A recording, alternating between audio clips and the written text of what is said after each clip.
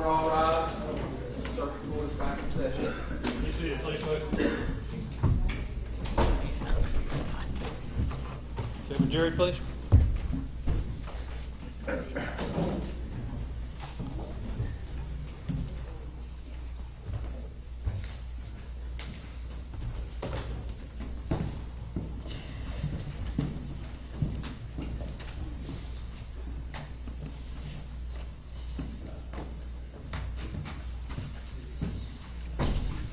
Would it be seated?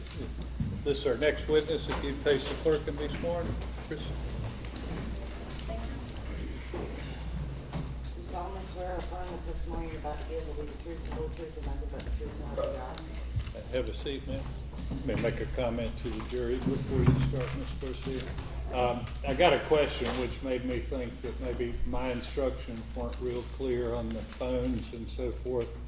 When we're on recess or break or lunch, you're perfectly welcome to use your phone. I just want them off when we're here in the courtroom. So if you need to make a call when we take a break or at lunchtime or whatever, obviously can't be discussing the case, but you're certainly free to use your phones. So anyway, call your next witness, Ms. Garcia. Your Honor, I call Madonna Roberts. Okay. May proceed. Good afternoon. Pardon? I'm a little hard of hearing. Okay, so good afternoon. Yeah. Could you state your name, please? Madonna K. Roberts. And Madonna, where do you currently work? I work for the Office of the State Attorney, 3rd Judicial Circuit. Do you work for any particular state attorney? I work with Jeff Sigmeister and Dana Brady Giddens.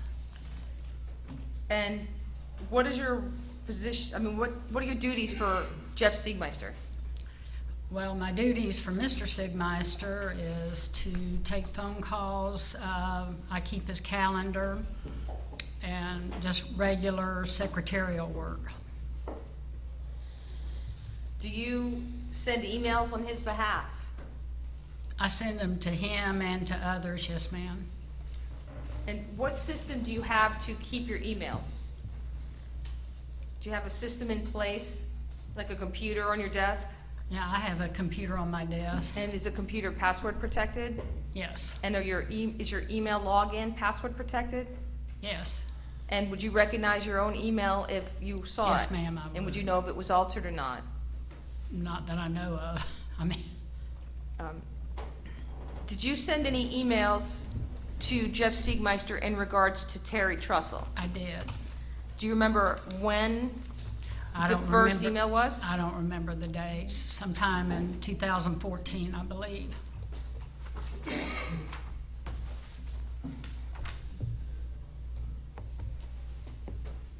I'd like to show you what's been marked as Defense Exhibit 14 Okay. for identification. Okay. And I'd like you to look at the first page of this document Mm-hmm. and let me know what it appears to be. Pardon? Could you let me know what it is, this document? It's an email from me to Mr. Sigmeister, and the subject says Dana Johnson. And at this point in time, did you determine that Mr. Terry Trussell sounded like a sovereign citizen? I did. And is that reflected in your email? Yes, it is. What was your basis for determining, at least as early as July 21st, 2014, that you thought Mr. Trussell sounded like a sovereign citizen? Well, due to at that time, I think it was kind of like the flavor of the month, sovereign citizens, and we were getting letters from inmates in that, and there was talk of sovereign citizen, and so I just assumed that he was one. That was my assumption. Now, when is the first time you heard of Terry Trussell? When he called me wanting to meet with Mr. Sigmeister. At that time, I'm sorry. Well, I mean, that was it. He called wanting to speak with Mr. Sigmeister. It was the first time I heard of Terry Trussell. Do you know if that was before, how close in time it was to this July 21st, 2014 email? No, I don't know. I guess it was after the original, when the Dixie County Grand Jury came into session, or was impaneled, not in session. They were impaneled. And then shortly after that, Mr. Trussell called wanting to speak with Mr. Sigmeister. Were you aware at that time that Mr. Trussell was impaneled as the grand jury foreman in No, ma'am. April 2014? No, ma'am. Did you have any reason to know the exact date that particular panelment would have happened? I would have to go back and look. The statute now reads that we have to impanel a grand jury every 6 months, and it was Dixie County time to impanel one. How many counties is your office? 7. So you have to, We have certain dates for each county that was ordered by the chief judge. is the file for the grand jury maintained in the office where you are, where you work? Yes. And how is the file maintained? The file is maintained in my cabinet, and it's, all we have is a list of the grand jurors, and like if we call them into session, we'll have a copy of the petition and order. But this, it was just getting started, so all we had was a list of names. We get a jury venari to look it over, and that's what's maintained in the file. When a grand jury is impaneled, do you know what is provided to the grand jury members as a matter of practice from your office? As a matter of practice, we have handbooks, pens, and notes. Now, with them being impaneled, I would just think that they get a book, since there's not anything being presented. Do you in fact, or does Mr. Siegmeister in fact have you send out a constitutional booklet with the impanelment at his own expense? There's one in the box. Yeah, there's several in the box. 21 of them.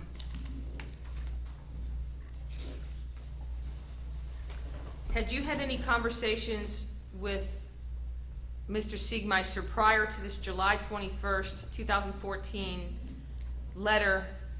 email concerning sovereign citizens? The only thing I can recall is, like I said, we were receiving emails from inmates, and I wasn't familiar. I do the mail also, and we were receiving that in a certain type of wording that I was not familiar with, and I had him look at them and just see what I needed to do with them. And he had mentioned the sovereign citizen thing then. Are you aware of, if in fact, strike that, do you have any knowledge if Mr. Siegmeister ever spoke about sovereign citizens at any public events? Yes. Can you tell me a little bit about that?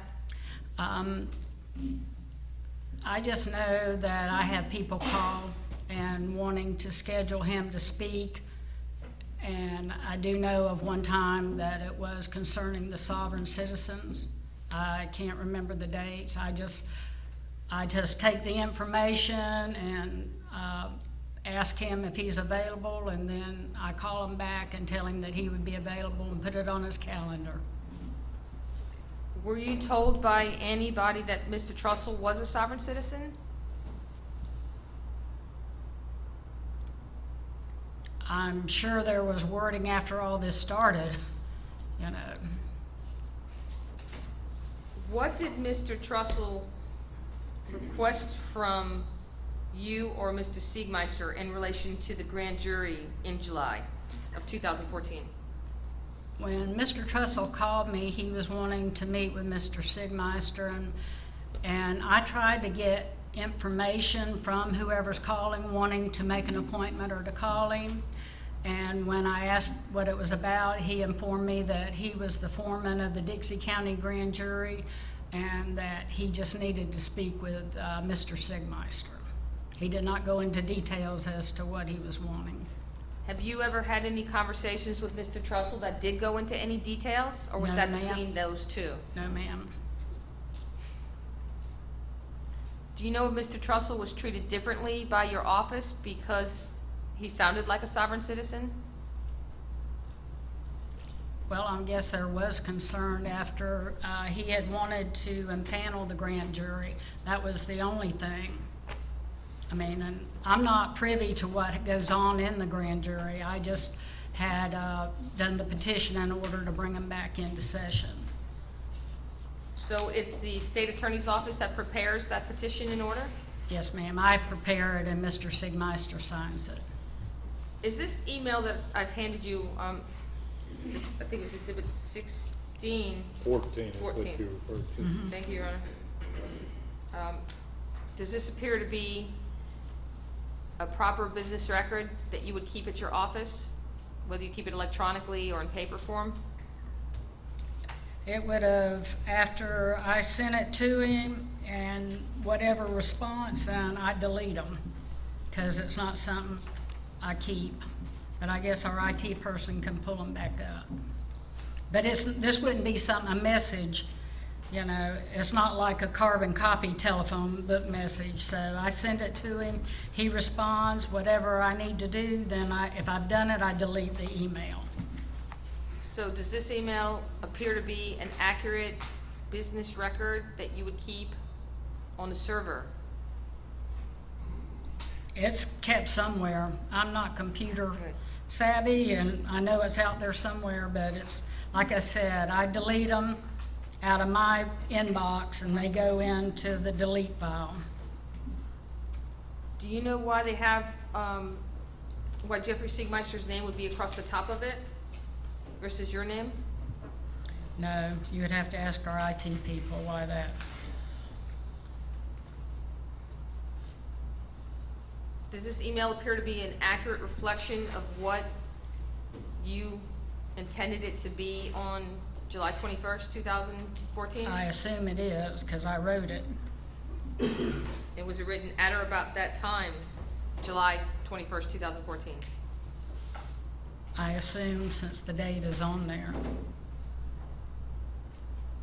Your Honor, I would move Exhibit 14 in Is there objection? as, Your Honor, Exhibit 14 that I have been provided contains numerous pages. The only page that I think is relevant is page 1. Let me see the exhibit, please. I have no problem moving Ma'am. it just to page 1. I'm sorry.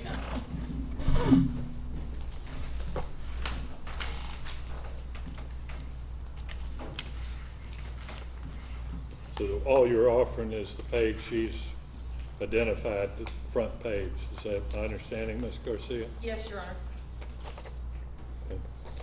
I'll separate that. It's a one-page document. It will be admitted without objection. Is she going to need this any further, Ms. Garcia? No, Your Honor.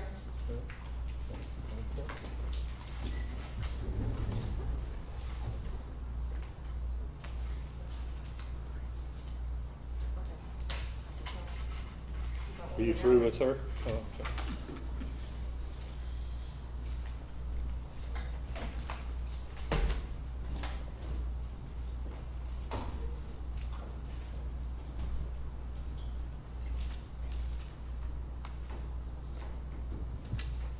Do you have any personal knowledge of anything that happened in the grand jury room? No, ma'am. Do you have any personal knowledge of the dispute that was going on between Mr. Trussell and Mr. Siegmeister? No, ma'am.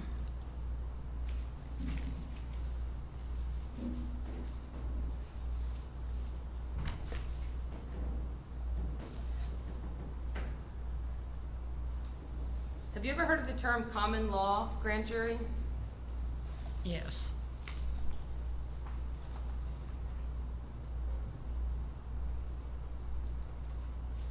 Do you believe people have a right to freely assemble?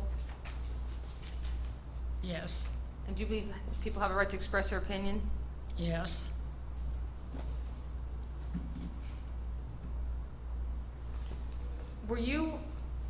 Did you assist Mr. Siegmeister in setting up the August 1st, 2014 grand jury meeting? If that was the time that the grand jury was brought back at the request of Mr. Trussell, yes, ma'am. Were you made aware of any problems with Mr. Trussell requesting that particular meeting on August 1st, 2014? No, ma'am. I was not informed as to what he was wanting.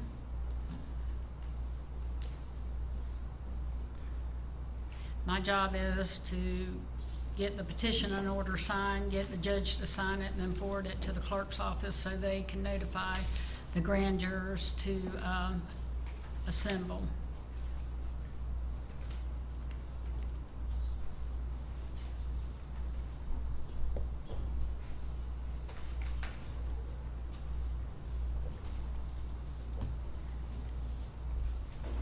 Do you have any other emails in relation to Mr. Trussell and the grand jury?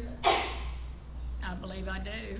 Do you recall the content of those emails, or what? I believe it was the first time he called, and he wouldn't inform me as to what it was. I emailed Mr. Sigmeister, and I said, Terry Trussell, he's the foreman of the Dixie County grand jury, wants to speak to you, and I did question mark, and that was for him to know that I had no more information as to why Mr. Trussell was wanting to speak to him.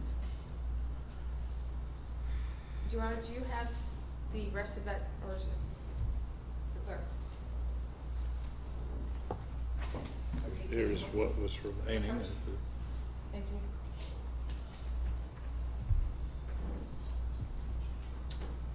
I'm sure there are more, but that's, What I'm gonna do is hand you the balance of okay, Exhibit 14, and have you look at each individual page. okay.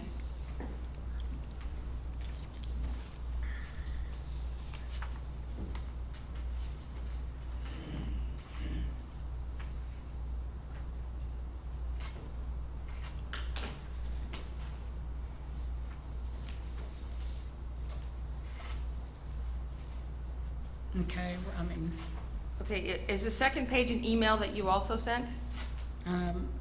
yes, ma'am, it's got my name on it. And what was the, well, why was the second email sent? What is the date and time and? It's July 21st, and looks like that Miss Johnson sent this to me, and it just says, attached, please find a request I received today to impanel the grand jury for Dixie County.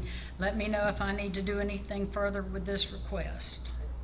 And then I respond, and here is the request from the grand jury foreman, Mr. Terry Trussell.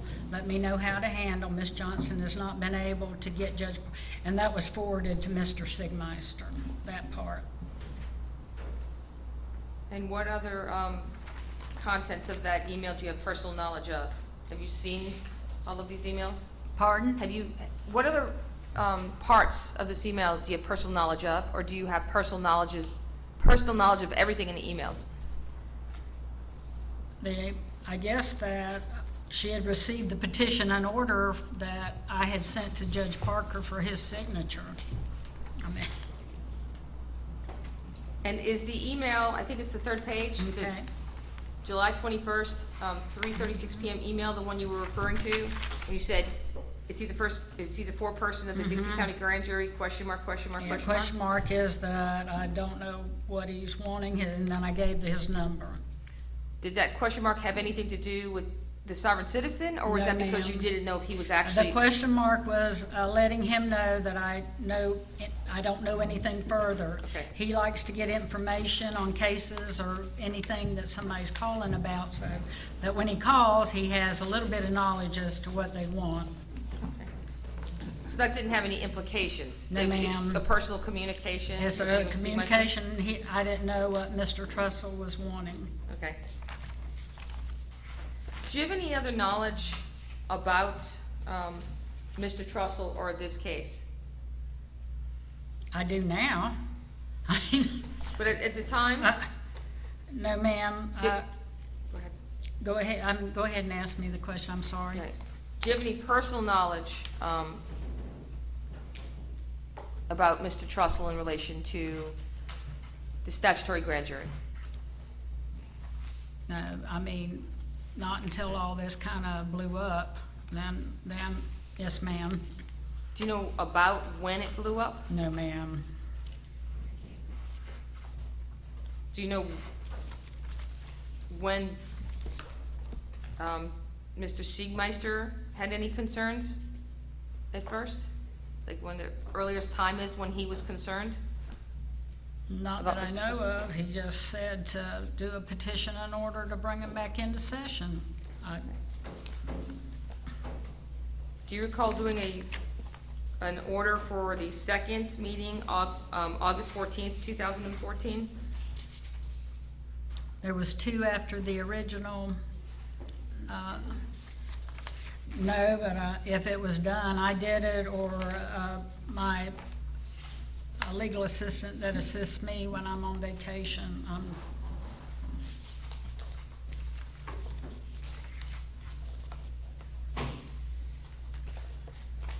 Got a request?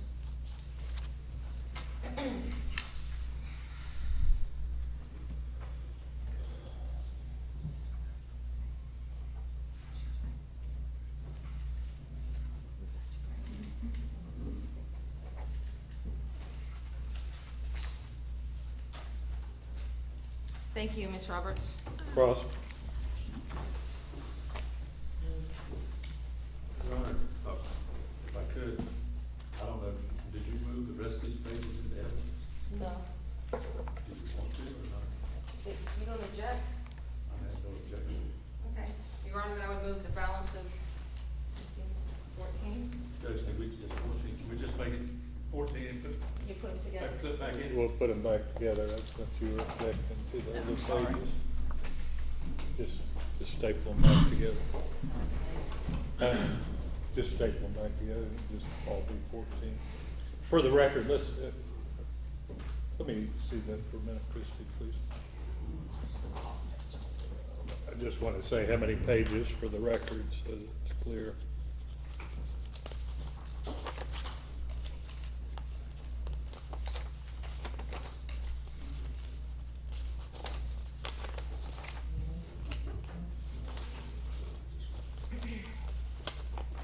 My counting right, there's 9 pages. Is that consistent, everybody else? We'll staple them together when you get through. Do you want her to have these, Mr. Meg? Yes, sir, just very briefly. I'm gonna hand it back to you. Okay. Yeah. Oh. So for the record, Defense Exhibit 14, all 9 pages are admitted at this point in time. Okay. Ms. Roberts, do you have knowledge of this being a chain of emails that is in this particular exhibit, state exhibit, I mean, Defense Exhibit 14? I assume that it was a chain of emails back and forth. I mean, Okay, just looking at the dates and times, I mean. Okay, if you would, in the stack that you had, you read from them before they were in evidence, and that's not your doings. But if you would, I'd like for you to find the email that has dated July 22nd at 10:46 a.m. from the Chief Judge, Greg Parker. I believe it's the third from the last. Okay.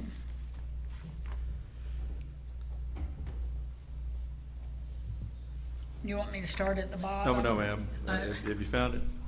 Pardon? Have you found it? Yes. Okay. And let me direct you now to the email from Greg Parker, the Chief Judge, to Dana Johnson, and copying you and Jeff Meister, Ray Grand Jury. Have you found Okay. it? Would you read that content of that particular email from the judge?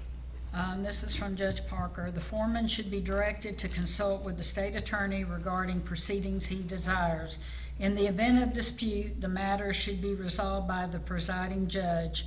I am in Orlando. Can you confirm that the gentleman who wrote the demand is the foreman of the grand jury? And did that get confirmed? Yes, sir. Nothing further, Your Honor. Redirect.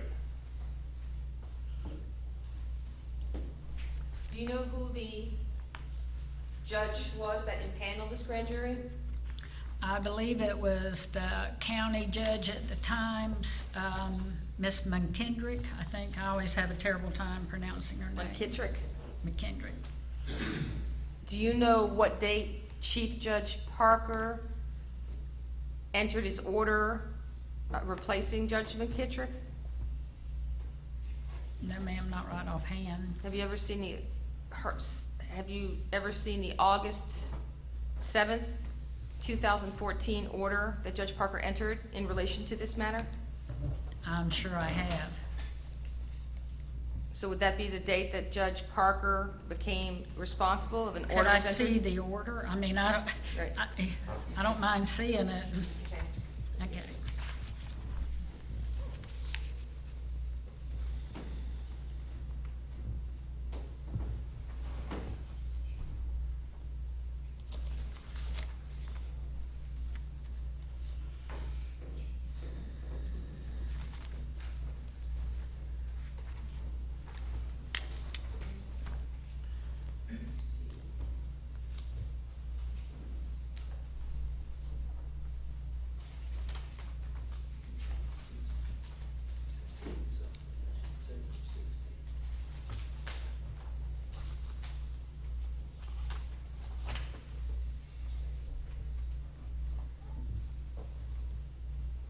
Actually, I don't need to show you the order. The order will speak for itself, so I don't expect Okay. you to remember. So thank you. I have no other questions. Okay, thank you. The juror have a question of this witness? All right, you can step down. Do we need to keep this witness any further? No, Your Honor. Excuse? That's what I'm trying to sort out. All right, you're excused. Call your next witness.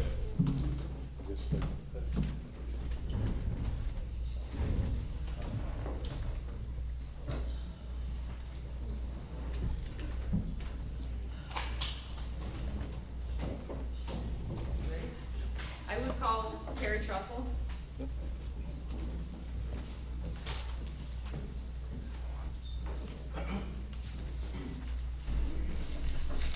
You face the clerk and be sworn. You solemnly swear or affirm the testimony you're about to give will be the truth, the whole truth, and nothing but the truth. So help you God. Have a seat. Slide up the microphone, please, sir.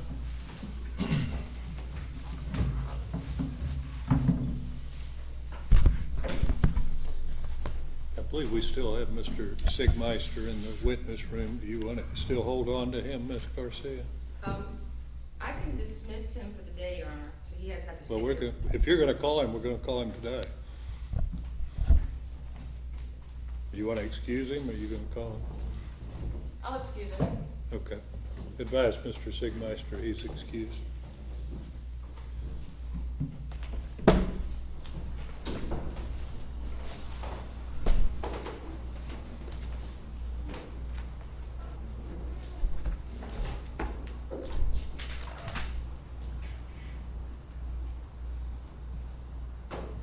Can you state your name? My name is Terry Trussell. And Terry, Mr. Trussell, where do you live? Currently, I live in Trenton, Florida.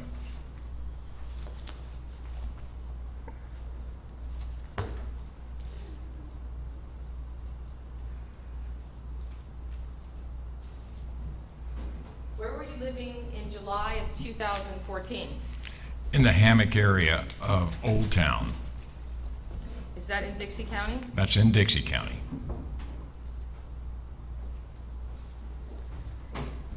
Can you tell me a little bit about yourself? Tell me about your education. Well, excuse me, I'm sorry. I have a couple of years of college. It was interrupted in 1966 when I was drafted. But I've been to schools all over the country. I started out in Pennsylvania, moved to Alabama. I've been to school in Arkansas, South Carolina, North Carolina, Delaware, Georgia.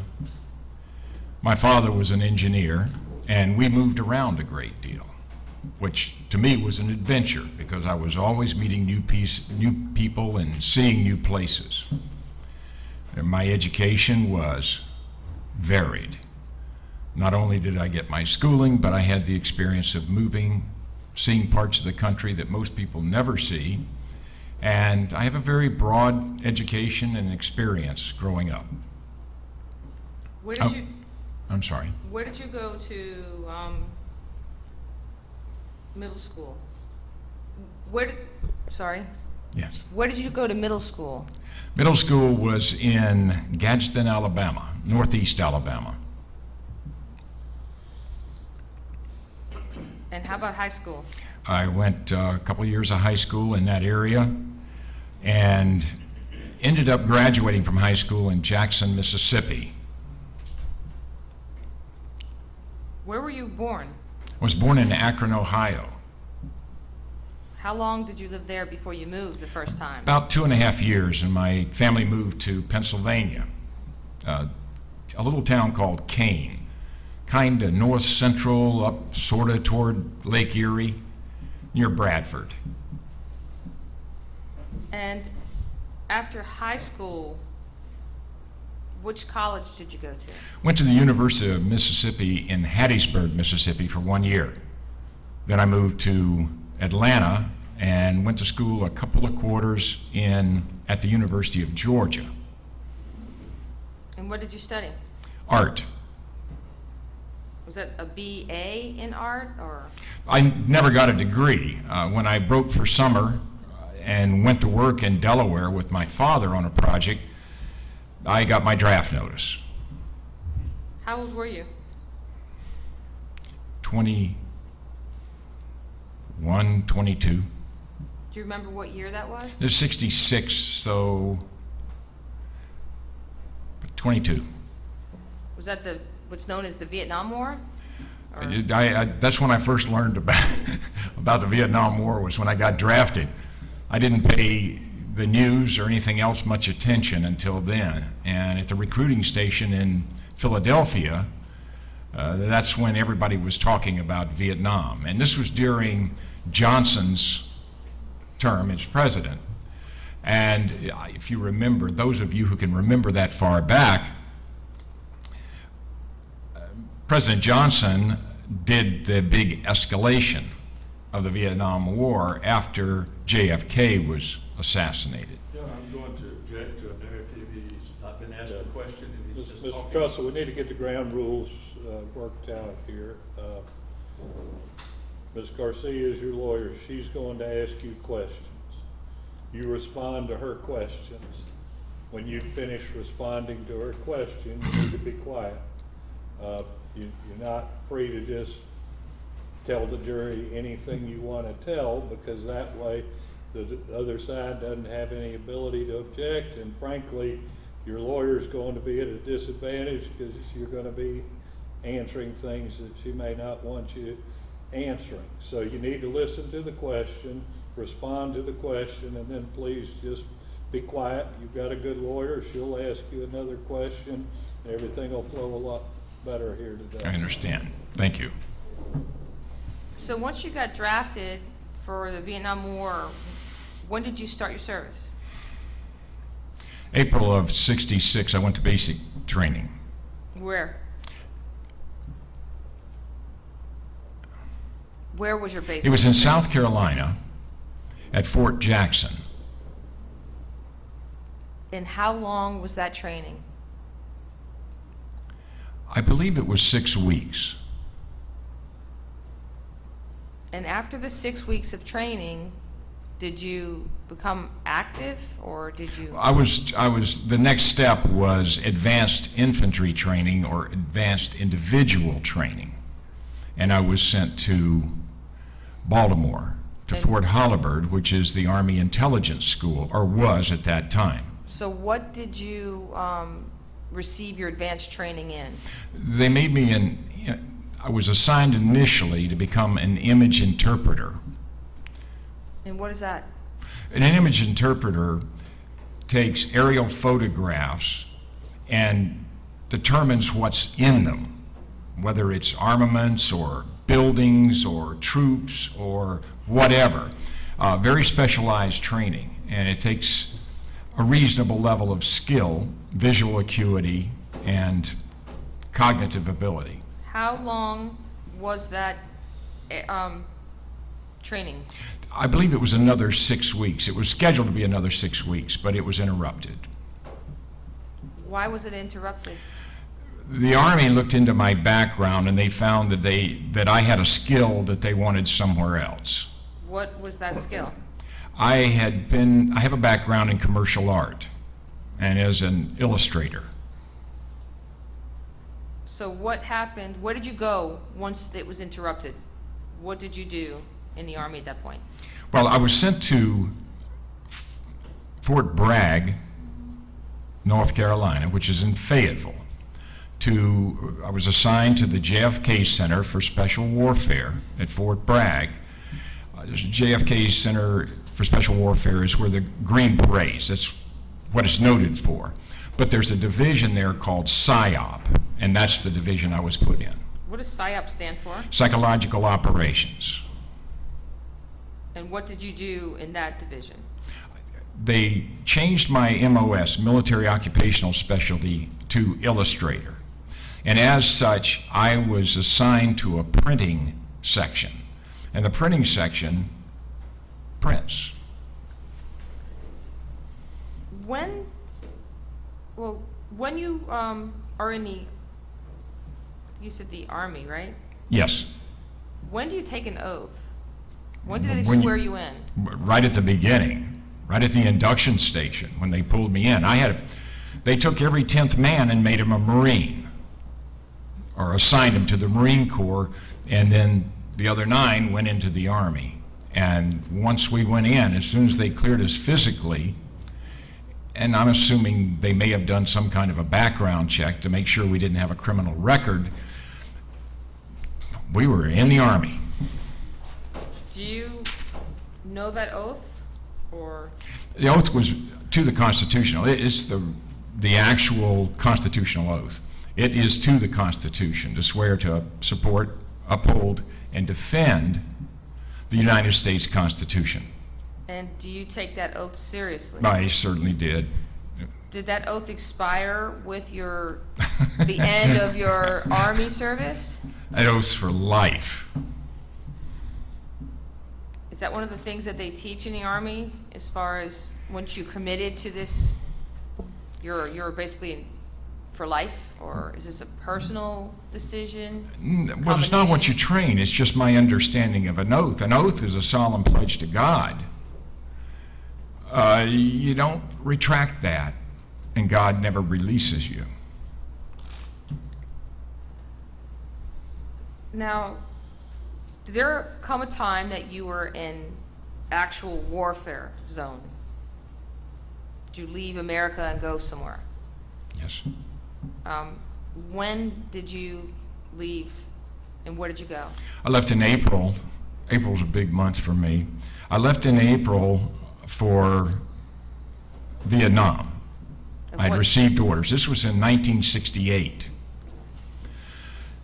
And on the way over, I had a back injury. And I was transferred to, or given a diversion to the Presidio in San Francisco. I was scheduled to leave out of Oakland. That's where most of the troops were sent from. And at the Presidio, I was able to convalesce, get over my back problem, and then I was fit for duty. But at the Presidio, I worked with the most severely wounded coming back from Vietnam. Presidio, is that like a hospital care or facility? It was. Presidio is an interesting place, fascinating place. It sits on a hill overlooking San Francisco. It's now no longer there in that respect, but it served a number of purposes. It was a fort at one time, and then the Presidio became the hospital, or the triage area, kind of a secondary triage area. This is where someone who had really serious injuries to limbs would go to have amputation and then be fitted with a prosthesis.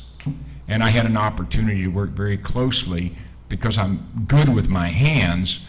I had a chance to work with building prostheses, which was We're a... back to a narrative explanation with no questions asked. Okay. Ask another question, please, Ms. Garcia. When did you leave there to go to Vietnam? a month later, And how long were you in Vietnam? 1 year.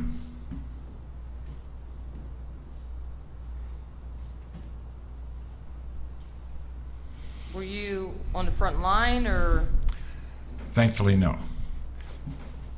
What did your service entail there? Well, I was still in PSYOP. I was assigned to the 7th PSYOP Battalion, and our base was in Da Nang, which is up in the I Corps area. When did you come back from Vietnam? April of '69. And at that point, did you continue service, or was your service finished? No, I was transferred to the reserves at that point, and that ended my active duty. Did you serve in the reserves? No, I never got called. I never attended any meetings or anything like that. I just kind of walked away from the military. So when you came back from Vietnam in 1969, what did you do next? I applied for college under the GI Bill. Did you go to college? I was denied. Did they give a reason? Didn't have to. I didn't fit the profile. So what did you do then? I took a brief sabbatical to kind of shake my head out a bit from Vietnam, and my wife and I decided that we would move from Fayetteville to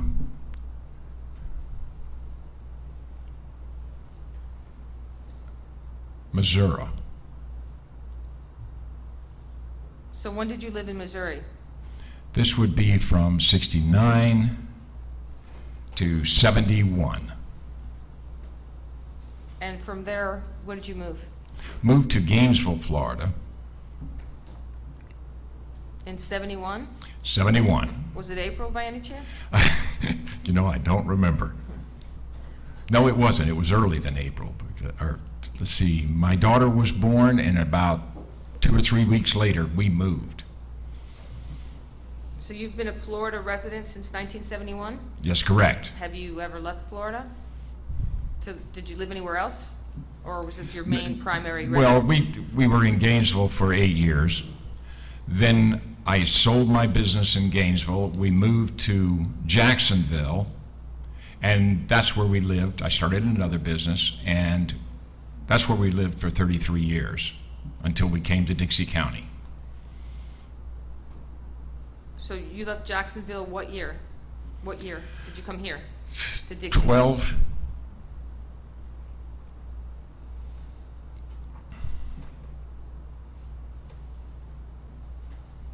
When you came to Dixie County, did you buy land? Yes, we did. We bought 5 1/4 acres out in the Hammock. Beautiful piece of property, and it was pretty much raw. What made you choose Dixie County out of all places? Well, when my wife and I were getting near retirement, we had a plan, and we wanted to find a place. We wanted to stay in this area of Florida because we do like the weather, this latitude of Florida. We wanted to get away from the big city and from Jacksonville and get to a more better paced environment. And we spent, I think, a whole year. Every weekend we would travel from one area to another and look at property and talk to people and get an idea, a feel for the area. And we did that for a whole year. And then at the end of the year, did you decide this was where you wanted to be? for the Yeah, rest of your actually, life? Dixie County was one of the first places by happenstance that we visited. And we found this particular piece of property, and we fell in love with it, but we said, we think we can find something with some water on it. We spent the next year looking, and when we got to the end, we kept comparing everything we looked at with that one piece of property in Dixie. Now, I want to go backwards just for a moment. When did you meet your wife? Met her in Fayetteville. She was a teacher at a local high school, first-year teacher at a local high school. Do you And, recall? and I was a GI. Do you recall when that was? Approximately what year? Yeah, that would have been '66. That would have been toward the end, I believe in December of '66. And do you have any children? Oh, yes, we've got a daughter. And your daughter's name? Her name is Kennetha. And are you still married to your wife? Oh, yes. And what's her name? Marie. Is Marie Trussell here today? Yes, she is. Is your daughter here today? And our daughter. I'm not going to ask your daughter's age, but your daughter's obviously over 18. Where was your daughter born? She was born in Joplin, Missouri. And was she raised in Jacksonville? Jacksonville and Gainesville. She, of course, was an infant when we got to Gainesville. What businesses were you in back when you first came to the Gainesville area? Gainesville, I did architectural drafting and commercial art and typesetting, photography, anything in the graphic arts area. I started out doing architectural work, and then when the construction industry went into a decline, I shifted over to commercial art and graphic design. And after that, what did you do? Did you change fields? Did you open different businesses? Well, I stayed pretty much in that in Gainesville, and I built a studio there, had a number of employees. I had a great deal of computerized, this was just at the beginning of the computerization of the graphic arts industry.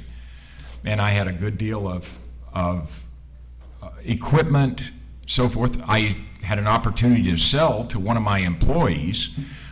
She took it over, and I took the money from that and went to Jacksonville, and I set up another studio. Did you, after that studio in Jacksonville, did you ever open up a bond agency? Or? Yeah, this was after my first retirement. I had gone through an evolution in the graphics design part and got into advertising, promotion, developing marketing strategies, and I did a lot of consulting work. What year approximately, or exactly if you know, did you open up your, it was a bail bonds business? Bail Is that what bond it was? business. I went into that business around the mid-90s. I had a friend that owned a bail bond office.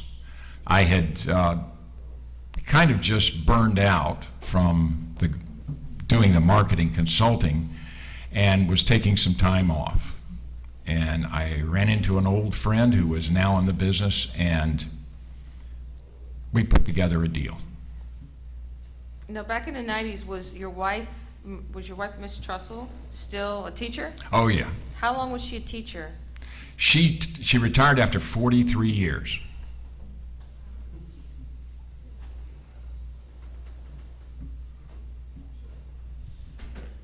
Where, was she a teacher in Florida also? She was a teacher in Florida, in North Carolina, and in Missouri.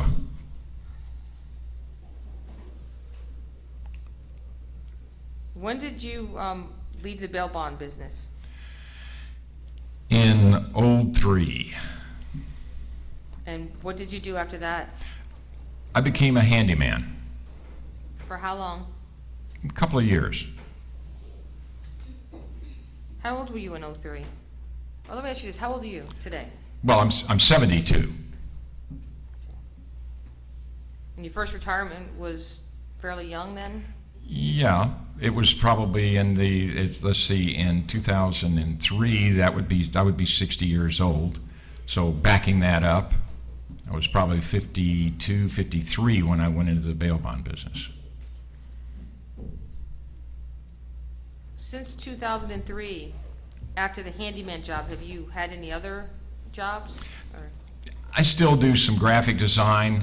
I got into computerized graphics, and I still do logos for people, and I do little projects, but it's mostly people I've done business with over the years who I've maintained a good relationship with, and they call me up and say, hey, I'm starting something new, or I want to change this or whatever, and I'll work with them. It's not a major thing. Self-employed? Oh, definitely, yes. Have you been self-employed for the most part, your whole adult life? Most of my life I've been self-employed. Have you, when did you take an interest in politics? Probably 2008.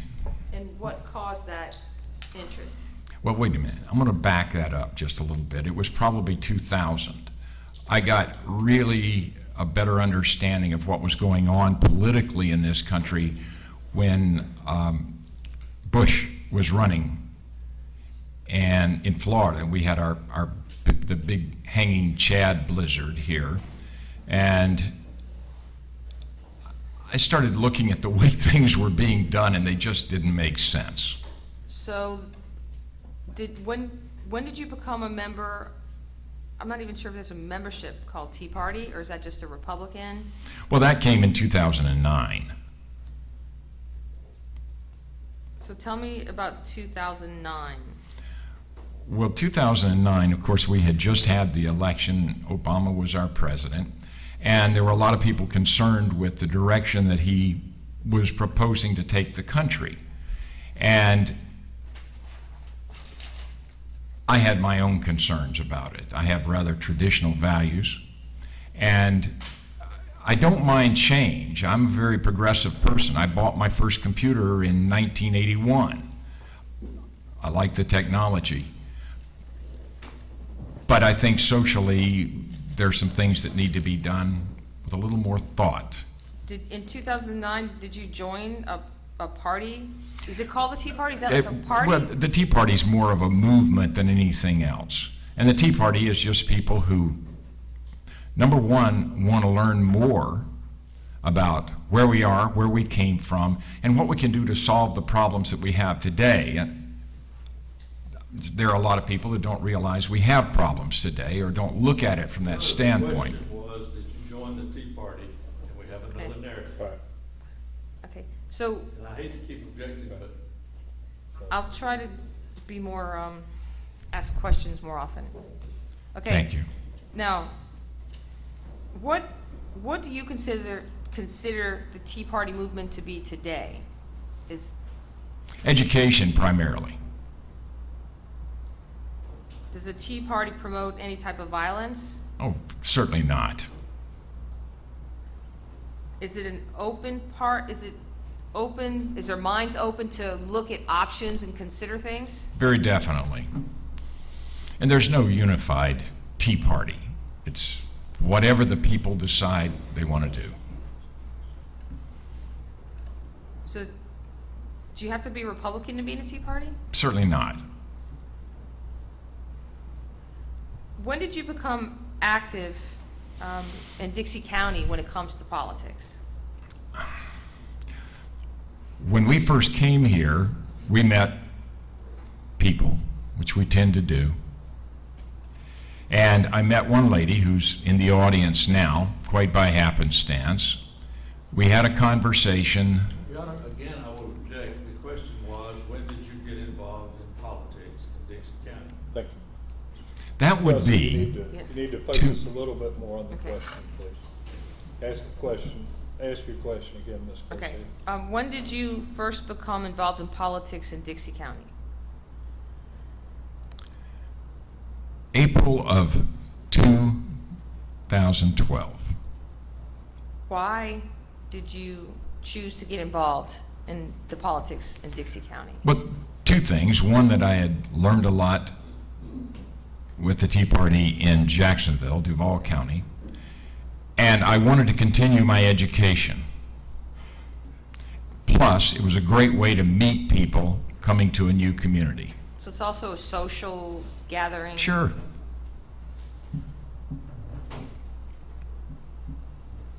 Since, I'm sorry, when did you say you moved to Dixie County? Which year was that? 2012. Okay. Am I right?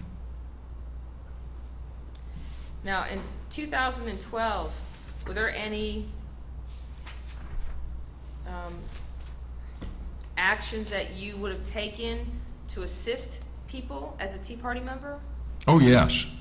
Well, we worked primarily from the political side, but like from the educational front was getting speakers to come in and explain situations, give us information, things like political candidates. Also, we discussed global warming. We would bring speakers in on both sides of global warming or on the 9/11 truthers, trying to find out what the story was on that, the Obama birth controversy, anything that people were interested in, we would bring into the organization.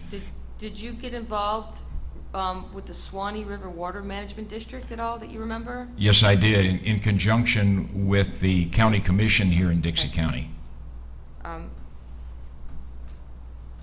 Because you worked with, so you worked with the Dixie County commissioners on this? Explain to me so I understand, what was your involvement with the Swanee River Water Management District?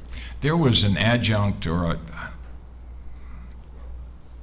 I don't know quite how to position them, but there was another group that was started here.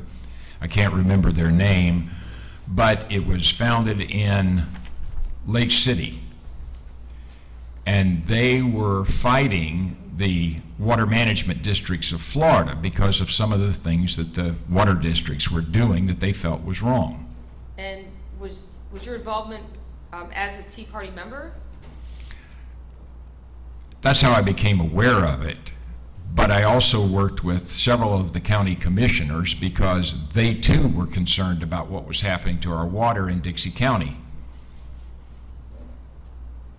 Was there any positive result that came of the involvement back in 2012 in relation to Dixie County water? No.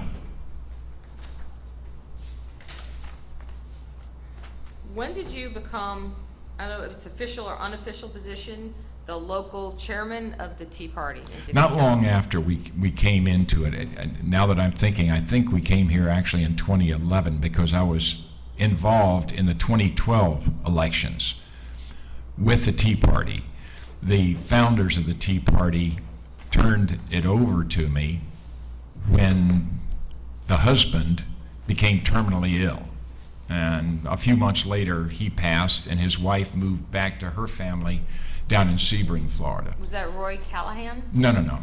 Roy was much later. In 2012, did you meet Jeffrey Siegmeister? Yes, I did. Can you explain, because a few people had testified, and you were here, that the, I guess that you hosted places Yeah, where we held when someone's running for election, Yeah. that they can come and speak. Yes. So do you remember, if you do, when you met Jeffrey Siegmeister and how?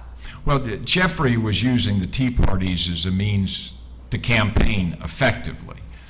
Tea Party members are not just their own vote. Tea Party members are usually pretty vocal about who they are and what they want. Some of us aren't very shy about it.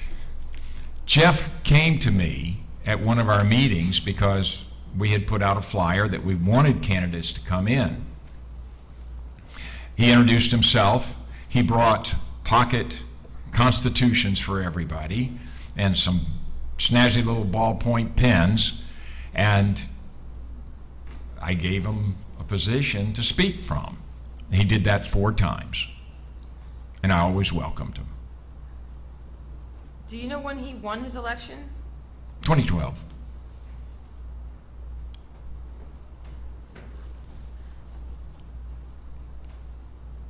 Were you at any events in Gallatin Park counties in relation to people who were dissatisfied with law enforcement? No. Sound familiar? No, I didn't attend that. Do you know if Siegmeister was at that event? I have no idea. Have you ever gone to any events as a Tea Party member that discussed common law grand juries? Yes, I did. Could you tell me, if you remember the first event you went to, the first time you heard of the term common law grand jury? It was, or the concept? yeah, the first time I heard about it, I had no idea what it was. And I did this as a regular thing. I investigated anything that came up that offered a peaceful political solution to the problems that we have. When would that have been that you It was went to the early first 2014, probably February. And do you know where that event was? It was in Lake City at the library. I don't remember which library. Do you know Jeffrey Siegmeister was at that event? I saw Jeff there. Tell me what his role was at that event. Jeffrey Siegmeister's role. He was an attendee. I just assumed he was interested in what they wanted to say. I saw Jeff, I recognized him.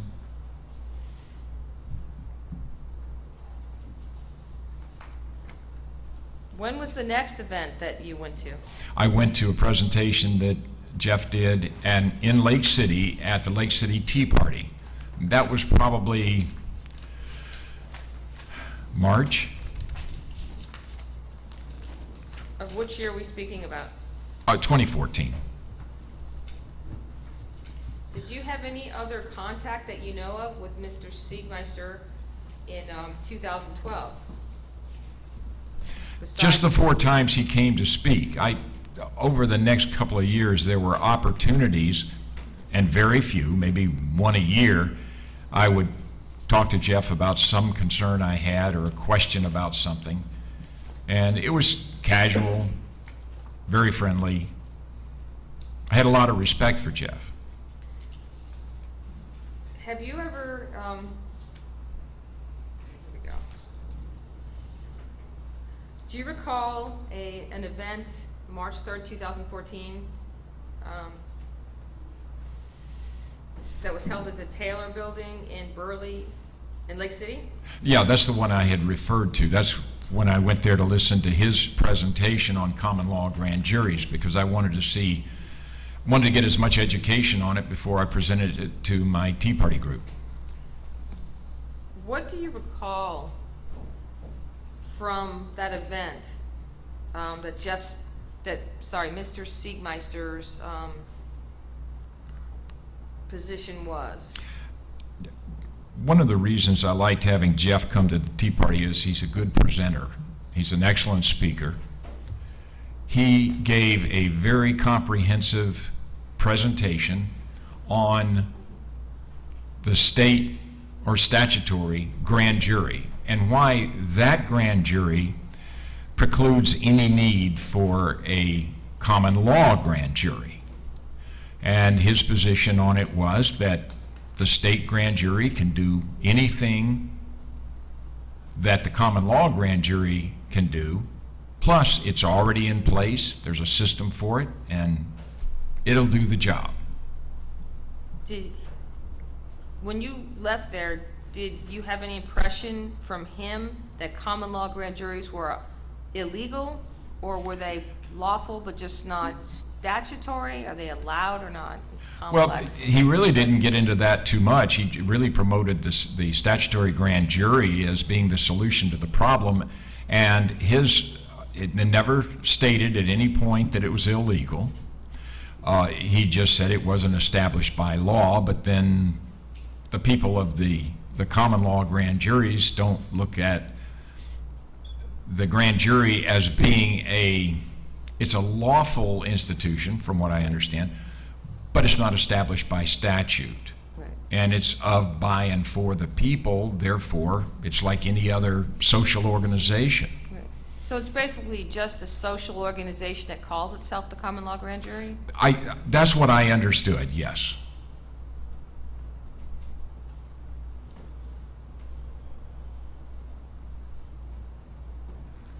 When you left that meeting, how did you feel about the statutory grand jury versus the social organization called the common law grand jury? The decision I had made at that time was that I was not going to waste any more time on the common law grand jury concept.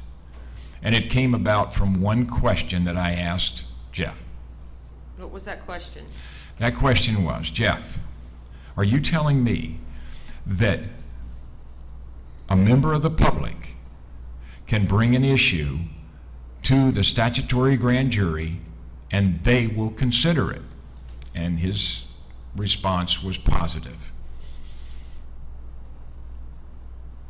Were you, did you receive a summons, or I guess it's a summons from the court to appear as a juror at Dixie That County came- at some point in April? Yeah, that came in, I guess, April 7, 8, 10, somewhere in there.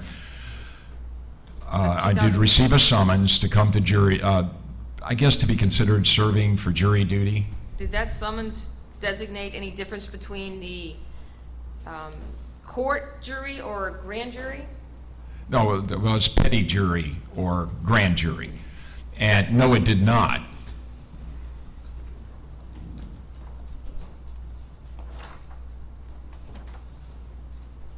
After that March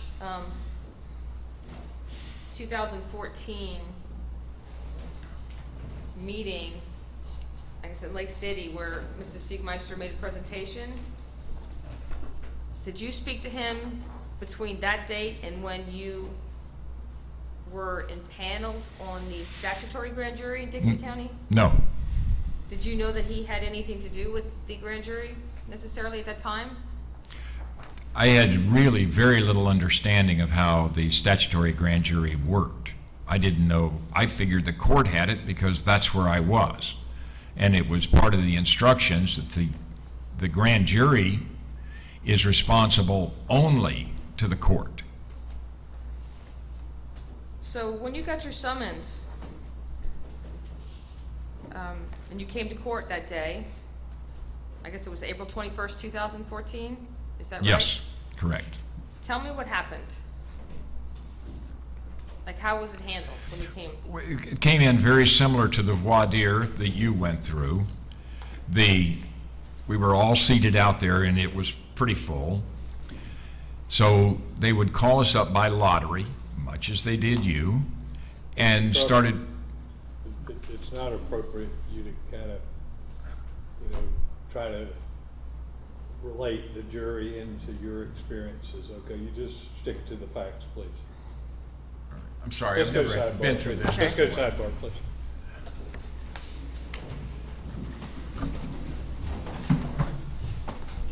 In fact, we're about due for break. Why don't we go ahead and take a break? Take 10 minutes. Why don't we just let the jury go in the jury room, and we'll stay up here.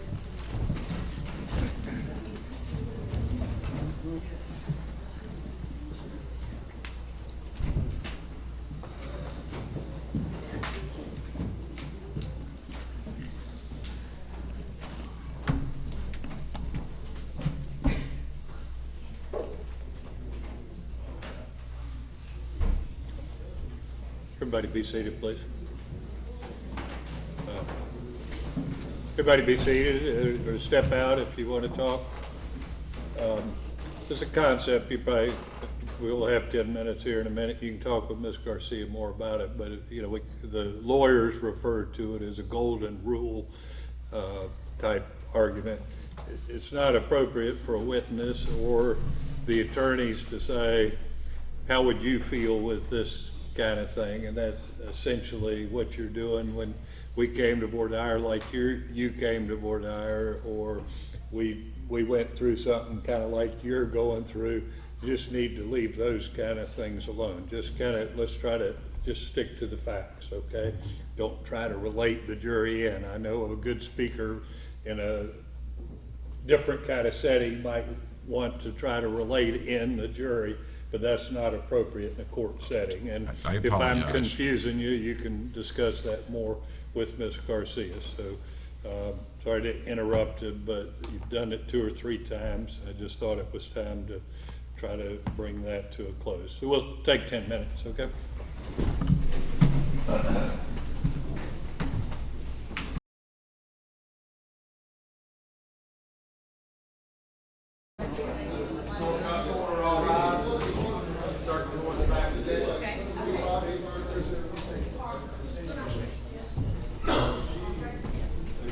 Let's have a jury, please.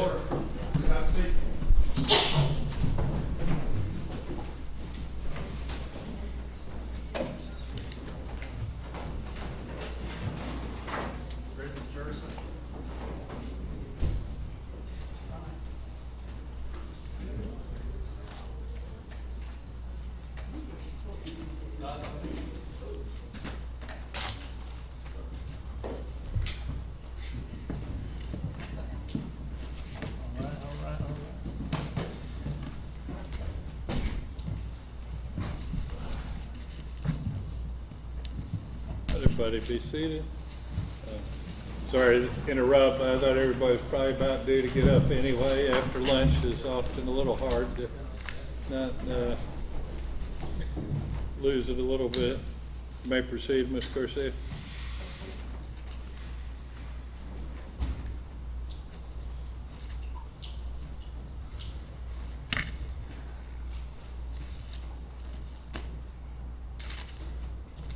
I think we left off in April of 2014 when you received your summons. When you came to court that day, could you have excused yourself due to your age? Oh, yes, I was 70, and they said anyone 70 or over. Why did you choose to stay and serve on the jury or grand jury? It's a question I ask myself often. I really feel it's my responsibility to do what I can for my community and my country. When you were chosen to be on the jury, did they tell you which jury you were going to be on right away?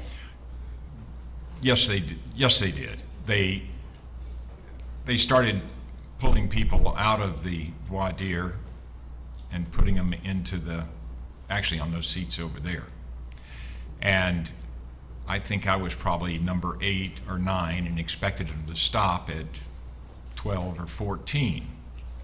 But they kept calling them up. So about how many people were chosen that day? 21. And when were you first told that you'd be serving on a grand jury versus a court case? As soon as they got everybody seated, they said, okay, here's the deal. And they explained that this was the seated grand jury for the next 6 months for Dixie County. What was the reaction what was your reaction knowing that you were obligated to be available for 6 months? I looked at it as an adventure, a great opportunity to learn.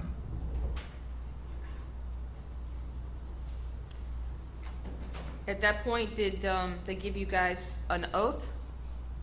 Yes, they did. Now, is that the same oath that was given here to the jury in a court case, or is it the grand jury oath? No, it was a grand jury oath. It's specific. Is that the oath that is in the instructions that are in evidence? That's correct. And did they immediately impanel and swear you, the 21 jurors, in at that point in time? That's correct. Who was present at this when they did that? When they swore the jury in? Well, Judge McKittrick did most of this. And I believe Dana Johnson was in there, Christy Johnson was in there. The Assistant State Attorney John Weed was there. I didn't know who he was at that time. I believe he was sitting where Mr. Meggs is.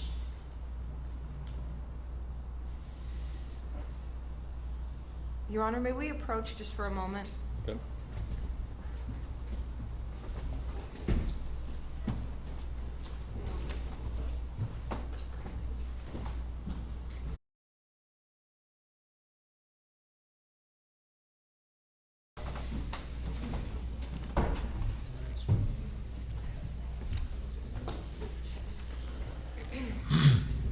Do you wish me to explain to the jury what we were discussing and my ruling on that, Mr. Yes, Your Honor, Garcia? please do. Do you agree that'd be appropriate, Mr. Meggs? Your Honor, I do, but I would put a caveat that it's waived today. It has not been waived in the past. I understand. The issue Ms. Garcia raised is we're about to start discussing Mr. Trussell's involvement with the Dixie County Statutory Grand Jury. As you've heard from what was read in the instructions, there are some secrecy provisions as to that. It is my understanding that no court cases were actually determined by the grand jury during that term. So there are no other cases pending that would be affected by any discussion. And I have ruled that any secrecy provisions as of now, and actually yesterday, this issue came up but was not really highlighted, that those secrecy provisions, I am waiving the secrecy provisions at this point in time. So Mr. Trussell will be free to discuss what occurred in the grand jury during that period, and actually Mr. Sigmeister testified to some of that yesterday, and perhaps Mr. Weed, I don't really remember exactly, but up until this point in time, by statute, those were privileged proceedings. They were subject to a secrecy oath. You may proceed, Ms. Garcia. Well, I guess I should say both sides and okay with my explanation to the jury. Yes, sir, Your Honor. Yes, sir, Your Honor. All right, Thank you may proceed. Can you please explain what happened at the impanelment of the grand jury on April 21st, 2014? At what point would you like me to start? Once they sat the jury down and they swore you in. Okay, so we were sworn in. The first thing I recall happening was Judge McKittrick asked if anyone would volunteer to be foreman. And I raised my hand, and she said, okay, you're the foreman.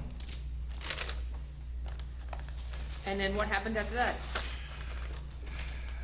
We chose a vice foreman. We were told that the clerk would be chosen by the grand jury once we convened for an actual hearing or session. And were any statements at that point made to you, and when I say you, I mean the jury, by the state attorney that was there? Assistant State Attorney John Weed addressed the grand jury. And What were the statements that were made? And well, basically he said, a very nice guy, good smile on his face, and he came up and put everybody at ease. okay. He said that, okay, I'm going to give you the reality. This is my best remembrance of it. I'm going to give you the reality of what's going on here. You're the grand jury, you're impaneled for 6 months. However, you don't have to be here every day.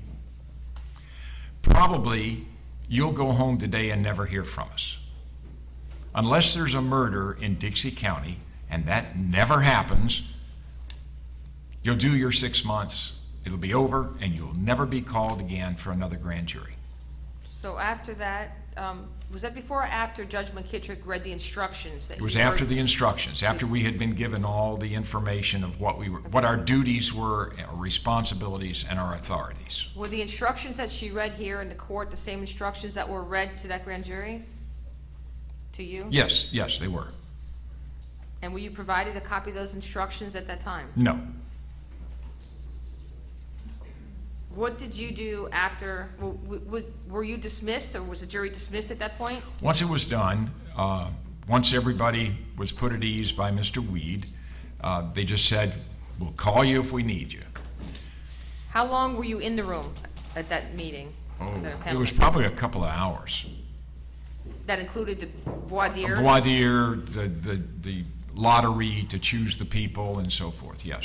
How long was the actual meeting once they chose the 21, as you said, till you were released to go home? That was done. I mean, once we received our instructions from Assistant State Attorney Weed, they dismissed us.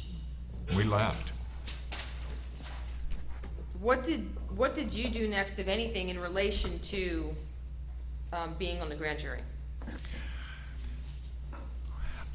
I had some questions about the instructions. And to listen to that, what is it, a 5, 6, 8 minute speech about what we were supposed to do, some of it didn't hang completely well in my head. I didn't quite understand it, and I wanted more information. I went home and I downloaded the Supreme Court's grand jury instructions so that I could read them. I printed out a copy and I read through them again. Overall, I was very impressed with them. I thought, Did you read any other documents that relate to grand juries? Yeah, in the search for the instructions, I ran across something called the Florida Supreme Court Grand Jury Handbook. And didn't know that existed, but I thought it might be relative. Is that an informational handbook that's put out by the Supreme Court for grand jurors? Correct. And does It expands on the instructions. and did you look at any other documents at that time in relation to grand juries? Or laws? Well, in doing the search, there were a number of articles came up on grand juries, and I thought, well, this is a great opportunity to learn a little more about it, and I downloaded one article by a man named Roger Root.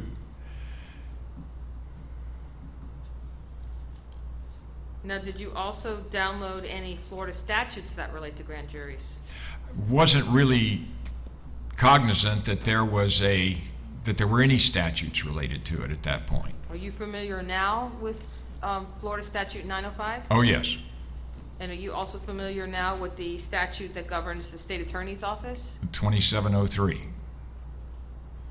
Was the jury at that time ever informed about these laws, or what governs? No, they were never mentioned.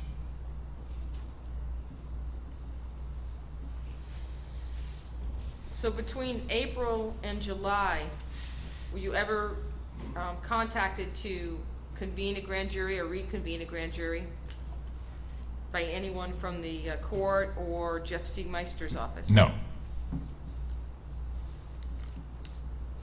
Were you approached by anybody between April and July concerning any crimes that were committed? Or if you can explain to me, let me strike that and reword it. I was in a unique position. Here. Stop, there's another Yeah. question on the floor. Let me go back. After you were impaneled in April, did you go to D.C., Washington, D.C. for any reason? In May of 2014? Oh, yes, I did. Can you tell me why you went to Washington, D.C. in May of 2014? I went up to Washington for 10 days at the request of Colonel Riley, Harry Riley, who had put together a demonstration scheduled to be in Washington, protesting basically policies. What particular policies, if you remember? Well, Or, I mean, there was a handful of policies that were involved, but it was also the policy makers that the concern was about. And those policy makers were the president, the vice president, the head of the House, the head of the Congress, and a couple of other people. I think Pelosi. I'm going to stop you. Yes. Who did you go up there with? Or who did you meet? Oh, I met a lot of people. Well, who did you work with when you were up there? Were you I working worked on with, the campaign? I was actually second in command under Colonel Riley, and it was called Operation American Spring. Okay, and Colonel Riley led that, the Operation American That was Spring. his baby. And does that relate to any specific type of policies or overall policy making? I mean, was there a subject, like was it war or kids or schools? All of it. I mean, all the things that were going on at that time in the legislature, the policies that were being put in place, laws that were being written that people felt were not representative of the people's will. Now, was that relating to national policies or was Oh it yeah, all local? federal, all federal. Now, when you were up there, did you have a chance to meet your local representative, Ted Yoho? Oh yes. And tell me, without telling me what he said, can you tell me about that meeting with Ted Yoho in D.C.? Like, where did you meet? And Well, I've known Ted since the 2012 elections. He also came, along with Jeff, Mr. Siegmeister, to our Tea Party to campaign. And in fact, our Tea Party liked Ted and Mr. Siegmeister. We all committed our votes to them. I maintained a relationship with Mr. Yoho, Congressman Yoho, and became part of his advisory committee here in Florida. We met at his home in Gainesville, and along with other people and Tea Party leaders, and we talked to him about his policies and about his stand gave him suggestions, recommendations as to what his stand would be on constitutional issues. When you came back after the well, where did you meet with him in D.C.? At the Capitol Mr. Hill Yoho. Club, which is about a block south of his office. And how long was that meeting? It was over an hour. And who was there at the meeting besides you and Mr. Yoho? Colonel Riley. When you left the meeting, what was your impression? What did you learn? Well, what I gathered from what Congressman Yoho conveyed was that Washington, D.C. is too far gone for anybody to fix. It's so politically bound, so politically controlled, that nobody can have much of an effect on the policies that are being implemented there. Now, Ted Yoho is he the state? He's our state congressman? Well, he's our U.S. congressman from the state, yeah, And- from this district. So, so Dixie County is one of his counties? That's correct. And as a result of meeting with Mr. Yoho, did you take any action or change your thought process at all in the local county? Well, based on what I gathered from comments that were made by Mr. Yoho, I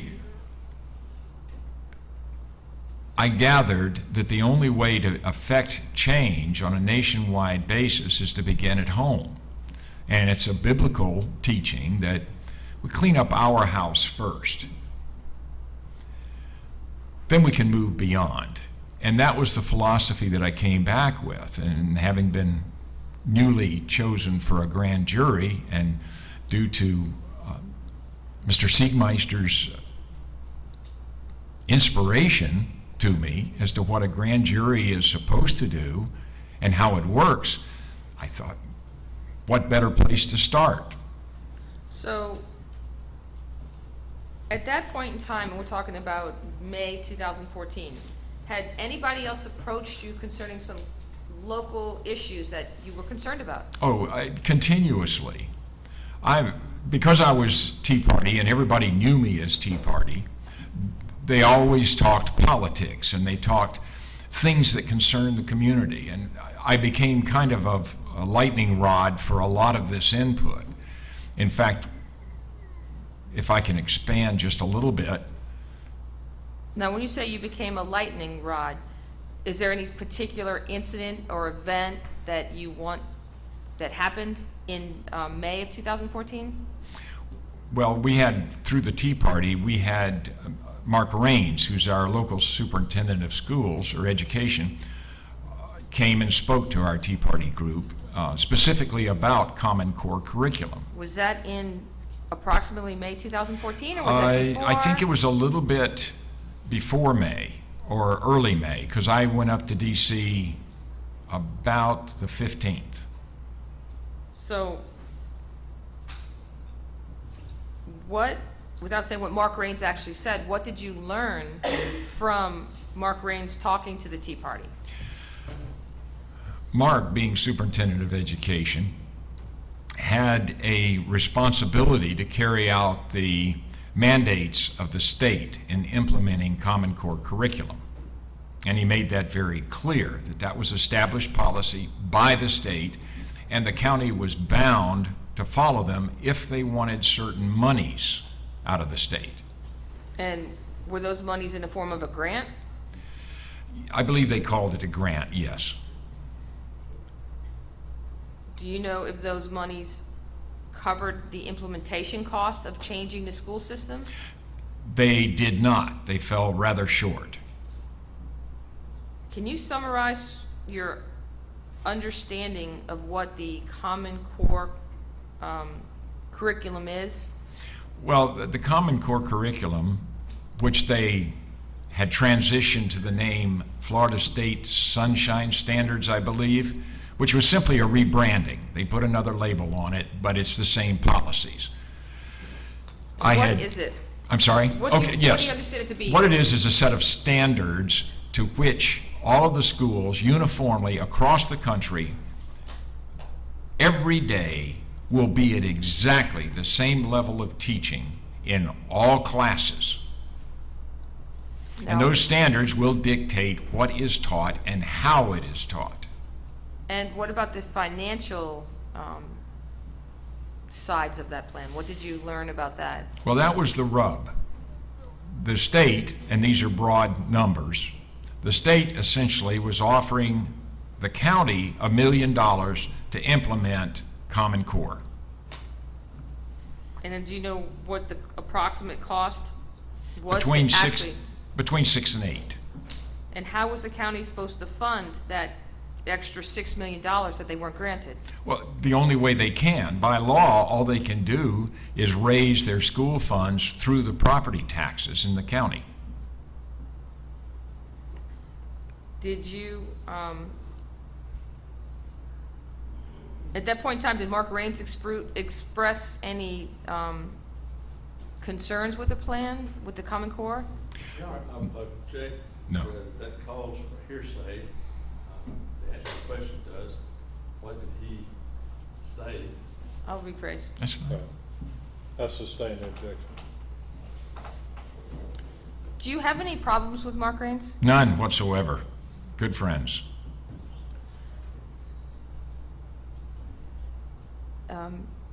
As a result of Mark Raines speaking at that event, were there any other meetings or conversations with him in relation to the Common Core?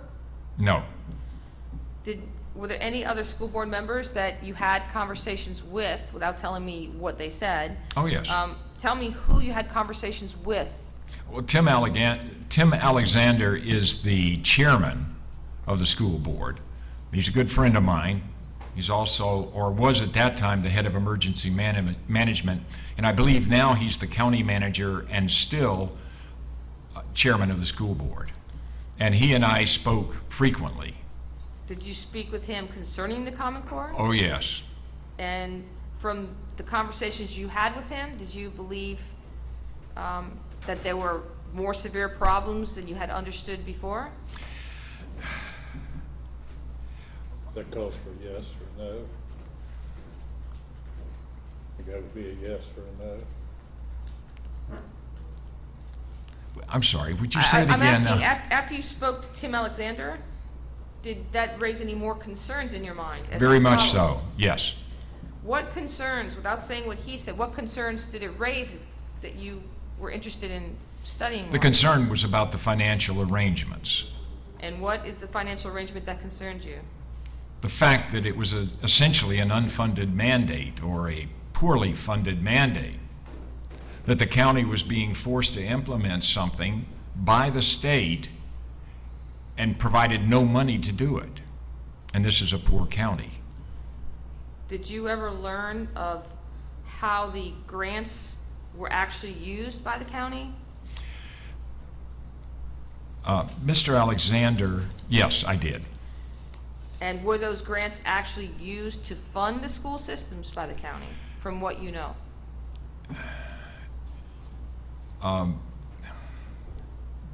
That's not a yes or no answer. Well, I guess let me try it this way.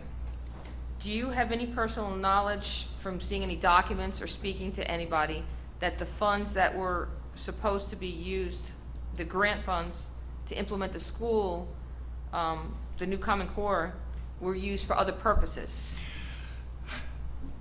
Yes. And did that become a concern that you looked into at all? Yes. Were you approached by other people besides Tim Alexander concerning these issues? Yes. Who else approached you? Chuck Farmer. He's a member of the school board. Now, let me ask one more question about Tim Alexander. Do you have any ill will or bad feelings toward Mr. Alexander at No, all? no, we're great friends. Let's talk about Chuck Farmer. Did you have a conversation with Chuck Farmer? Yes, I had a meeting at his request. Do you recall about when that meeting was? It was after talking to Tim, probably about a month. I can't recall which month. It would have been after May of 2014? Oh, yes. And as a result of your meeting with Chuck Farmer, did you learn any more information that caused concern about the Common Core? Yes. Yep.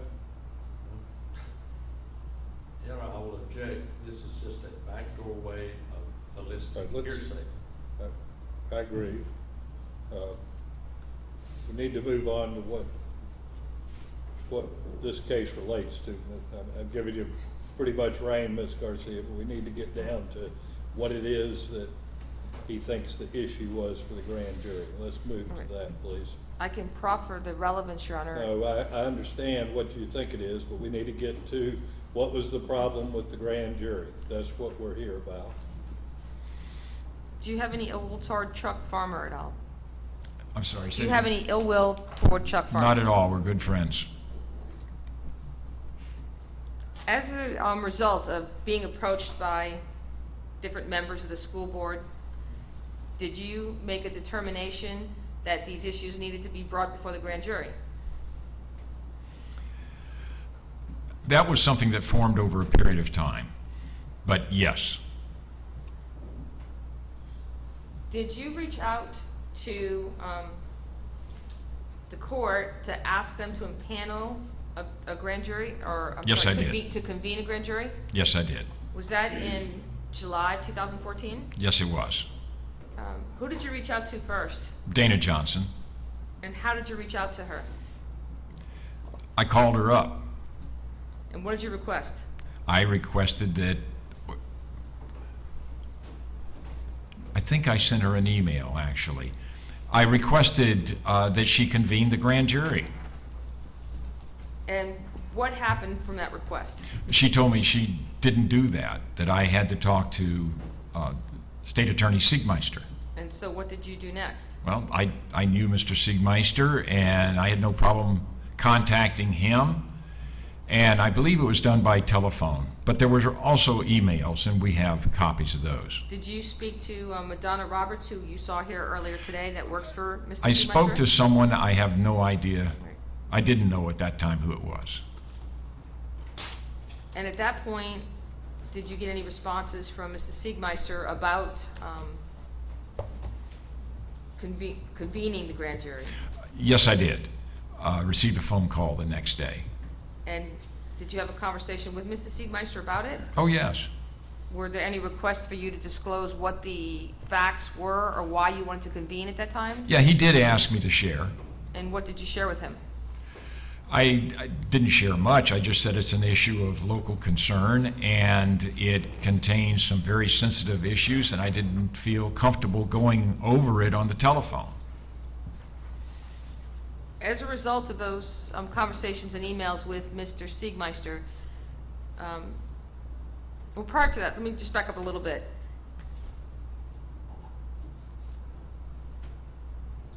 After you were impaneled on the grand jury, did you make any requests of the state attorney's office to send some documents to the other members as the foreperson?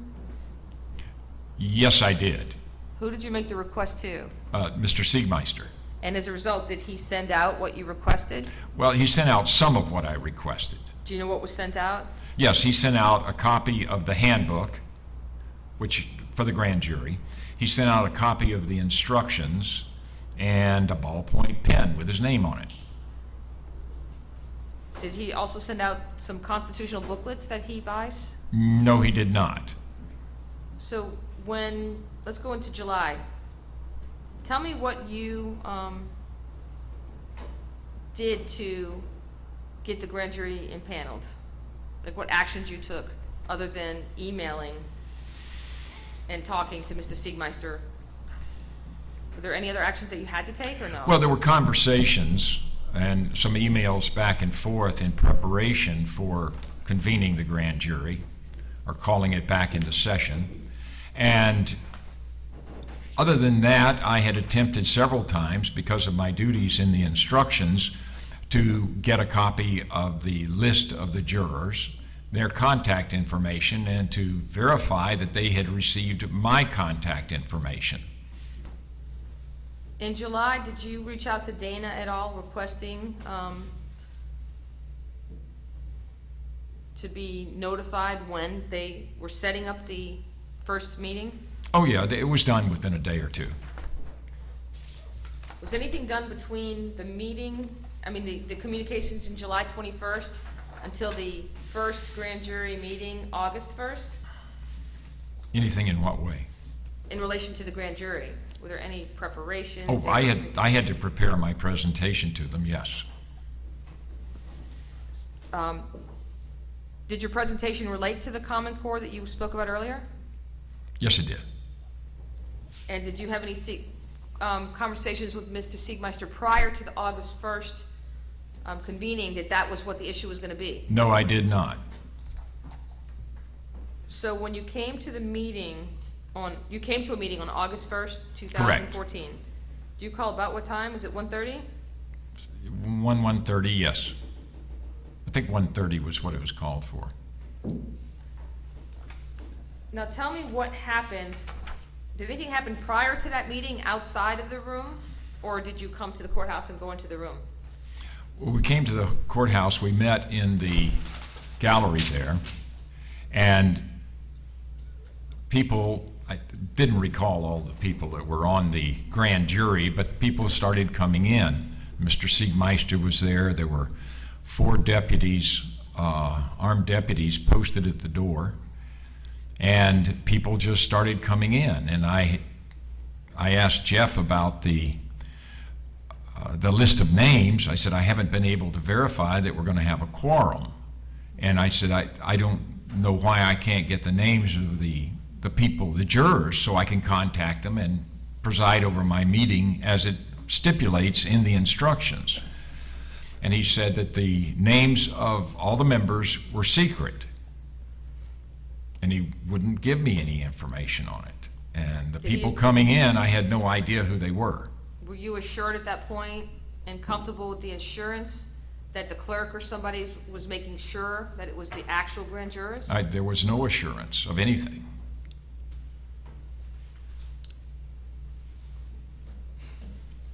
What happened once the meeting started? Well, Mr. Siegmeister took us from the gallery, came up and put the jurors in the jury box. The jury box right here? Yeah, and he seated me at the table where Mr. Meggs is. He brought in a court reporter, and he brought in an assistant state attorney who sat over at the table where you and I are sitting. And what happened next? He came up and addressed the jury. Now, he is being Mr. Siegmeister? Yeah, Mr. Siegmeister did. Okay. And what did he tell the jury? I don't really remember. He just addressed them and told them who he was and everything that was going on, just kind of a brief overview. And then he brought me up and said, okay, tell them. And what did you do at that point? Well, I began with my presentation. And the presentation, was it limited to the Common Core issue? Oh, yes. And did you have any information with you or any potential witnesses? Well, there were no witnesses to be called. There was just basically the reason for the session was to present the facts that I had been given to me and have the jury make a determination as to whether they needed or wanted to do an investigation and carry it any further, or just blow it off and go home. So what happened next? I had some booklets that I had put together that had facts in it, different exhibits, to give to the members of the jury so that they could follow my presentation and use them as supporting documentation. And those were related to the Common Core? All Common Core. Was your presentation interrupted or thwarted in any way? Well, it was, because there was information I wanted to give the jurors that, according to the instructions, was secret. And I couldn't give secret information to the jurors with all these other people in here. I mean, we had a court reporter, it was being recorded, by electronic device, as well as she was taking shorthand. We had an assistant state attorney. I had no idea who that was, or that's what was represented to me. Mr. Siegmeister was in the room. No. And, I'm sorry. Okay, I'm sorry. and there were 4 deputies at the door. Were they inside or outside? No, they were just outside the door. Now, what actions did Mr. Siegmeister take that caused you to feel that what you were offering wasn't relevant or worth looking into? Well, first there was, when I was trying to make the presentation, he was standing behind me. As I was speaking to the jurors, I saw their eyes keep cutting to him while I was speaking. And I saw reactions, physical reactions in their body language to what they were seeing from Mr. Siegmeister. So it was easy to see that there was something going on back there that was distracting them or influencing them. There was one juror, and I couldn't recall all of them anyhow, but there was one juror that sat in that end chair down there who put his feet up on the railing, leaned back in the chair, and several times during my attempt to present, he was heckling me. He was making comments. He was making faces. So did Mr. Siegmeister at that point do anything to assist getting the grand jury to listen, or No. did you, okay, at that point, how long was your presentation? I only spoke for about 15 or 20 minutes. And what, at the end of your presentation, what happened? Like, what was said? And Well, Mr. Siegmeister was asked a question by one of the jurors. And the question was, what did he think of Common Core curriculum? And Mr. Siegmeister said, paraphrasing, Common Core curriculum is destroying our children and our families, which at that point would have been fine because he would have given his opinion on Common Core curriculum. But then he said, but there's nothing illegal about it, and I couldn't do anything about it anyhow. so at that point, was the meeting adjourned? At that point, I said, I can't complete my presentation on this, because at that point, he had done something to the jury I felt was wrong. You felt He like had tainted them to the point where they could not make a fair decision because he was a perceived authority higher than me, and he had given them a legal opinion, which meant whatever they decided to do didn't matter. So was the meeting adjourned then? Yes, there was an agreement to meet 2 weeks later.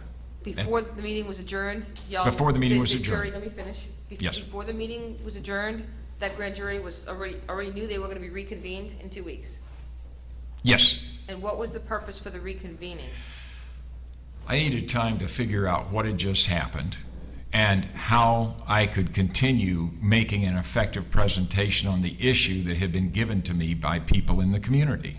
At that time, did you know that, that Madonna Roberts had already thought you were a sovereign citizen? I had never even heard that term before. Did you know that Mr. Siegmeister potentially thought that you were gonna be a problem? I had no clue. Did you have any idea that from, let me rephrase that. So, could you understand then the source of the interference or the frustration between you and Mr. Siegmeister? I had no that idea. developed? I have always had a good relationship with Mr. Siegmeister. I like Jeff, young, good-looking guy. He's got a fire in his belly. He wants to do a good job. And I voted for him. My wife voted for him. Our whole Tea Party voted for him. And I liked Jeff, and I was putting a lot of faith in him to do what he promised to do when he came and made his campaign presentations. So I had no problem. I was totally caught flat-footed and bewildered. So as you sit here today, do you understand more of why you were treated that way? I do. And explain to me, let me ask you a couple questions real quick. Do you have a driver's license? Yes. Do you own land? Oh, yes. You served in the military? Yes, I did. You pay taxes? You pay taxes? Yes, I do.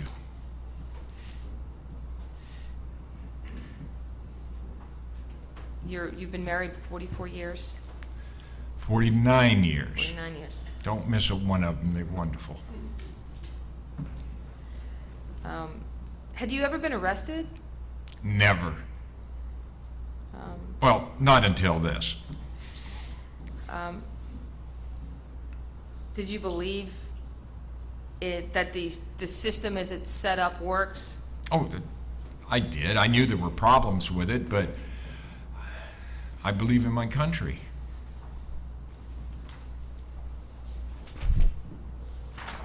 Do you feel that it's the system that's not working, or is it the players in the system? Listen, I took my oath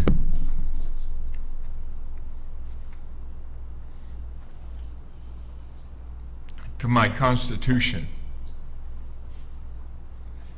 My government is formed by my Constitution. I believe in it. I put my life on the line. I've watched my friends die for it. This is my country. When the people that I trust to run my government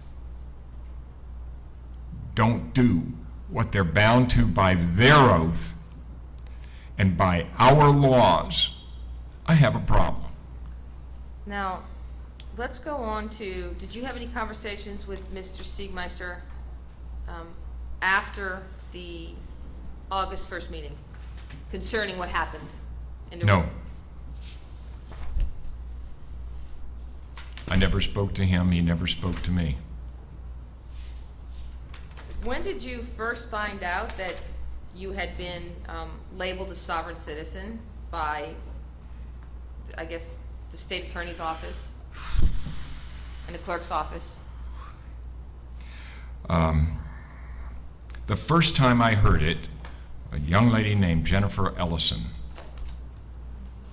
Is that the current county judge? Yes, she was running for judge at that time. And did she come to the Tea Party for support?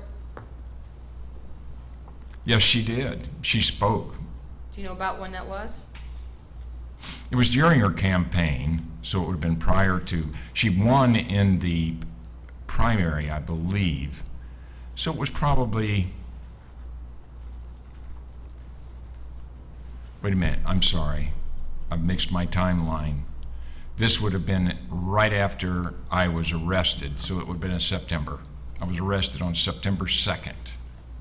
Is that the first time you had any knowledge that you had been labeled a sovereign citizen? She walked up to my wife and I in the parking lot behind her office, and she said, "Terry, you've got to get away from these sovereign citizens."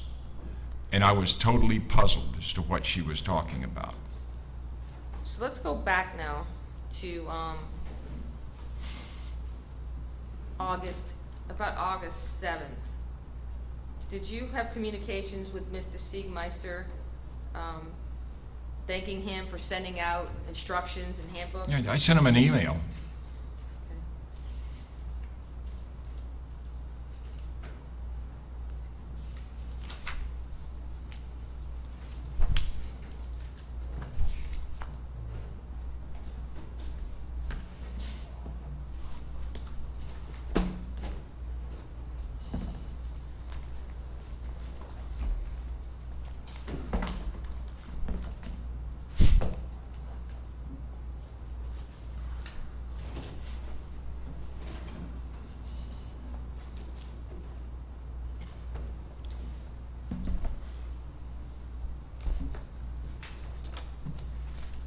Can you tell me what happened next after August 1st?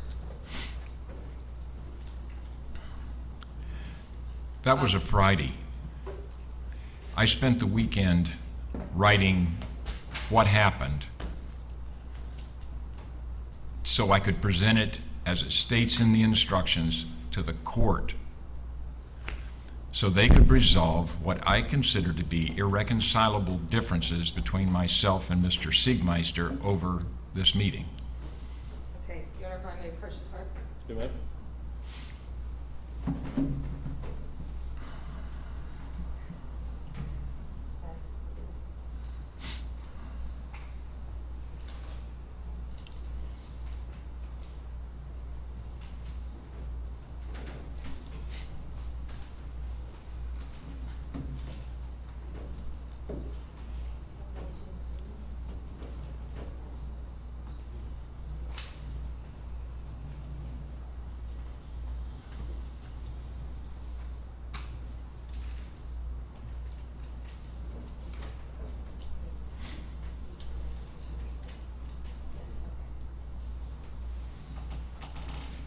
May I approach, Your Honor? You may. I'm going to show you what has been previously marked for identification, exhibits 1, 2, and 3. And we're going to speak about exhibits 2 and 3 first. Can you please identify exhibit 2, what that document is? Yes. We're on defense This is- exhibit 2, you say? This is defense exhibit 2 for identification right now, Your Honor. Okay, just want to be clear what document we had. Please tell me what that document is. This is a bill of information, what I called it, and it was about the behavior of Jeffrey Siegmeister. It's a summary, basically, of what was written in Exhibit 3. Did you write that bill of information? Yes, I did. And can you look at the last page of it and tell me if you signed it? Yes, I did. And was it notarized by anyone? Yes, it was. Who was it notarized by? Karen Leverett. And what date was it notarized? That was on the 5th day of August. Of 2014? Yes, ma'am. And you said that was a summary of, It was a compilation of the details that were in the August 4th letter, which is Exhibit 3. and you did personally prepare exhibit 2? Yes, I did. And you do know that that document is the one that you prepared, if you look at the document? I would have to read it through and compare it word for word to the one I have, but it basically looks like it's the same one that I did. Do you have any reason to believe that's not a copy of the document that you prepared? I have, no, cursory glance, no. And you have personal knowledge of what's in that document? Oh, yes. Your Honor, I would move exhibit 2 into evidence at this point. Is there objection? No objection, Judge. All right. Exhibit 2 will be admitted. Can you please look at what's been previously marked as defense exhibit 3? Yes. And what is that document? This is what I wrote to Judge Cynthia McKittrick about the August 1st meeting. And it was, the purpose of this was to memorialize what occurred in my mind on that date. Now, is that a 7-page letter dated August 4th? Yes, it is. And it's from you to Judge McKittrick? Judge McKittrick. She was the presiding judge over the grand jury, and she was the one that, based on the instructions, I gathered she was the one I should communicate with. She was the court member that impaneled you? Correct. Is she the only judge that you knew of that you could go to? She's the only judge in the county. Now, you said that this was drafted over the weekend, Yes. right? So the meeting was August 1st, and now we're on August 4th, or? 4th was Monday following, yes. Now, can you look at your signature on the last page of that document? Is it notarized? Yes, it is, Karen Leverett.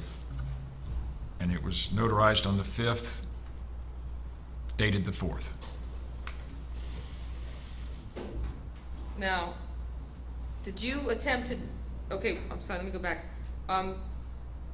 Defense Exhibit 3, which is the letter to Is there McKittrick. objection to admission of Exhibit 3, Mr. Meigs? No, sir, it actually, Judge, is attached to Exhibit 2. Okay. We'll admit Exhibit 3. Maybe we have it in twice. Whatever.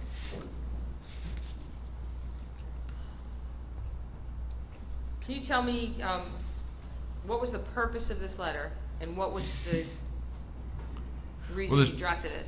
This letter was a memorialization of the events that occurred and the events surrounding the meeting on August 1st. Did you take that letter personally also to the judge's chambers? Yes, I did, Was it on the same day, on August 5th? on the 4th. On August 4th? You said it was notarized on August 4th? No, it was notarized on the 5th. This document was generated on the 5th. Okay. The number 2. Number 1 was the only document that I produced over the weekend to give to the court so they could understand what the issues were and hopefully figure out how to resolve the issue between me and Mr. Siegmeister. So you immediately approached the judge who you thought was the person that could help you resolve any issues you had with the grand jury? She's the only one I knew.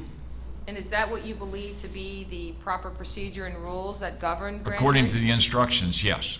Which instruction, if you could look at the instruction, I think it's admitted as defense or state exhibit. Defense Exhibit 11. 11, Grand thank you. jury instructions. Can Okay. you please refer to the portion of that instruction? Yes, it's instruction 4.9.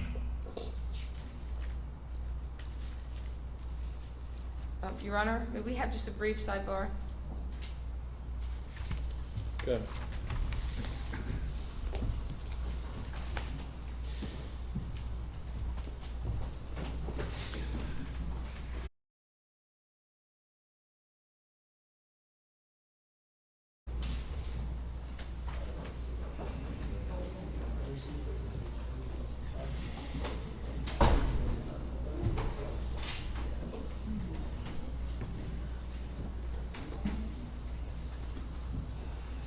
Y'all want to stand up a minute or something?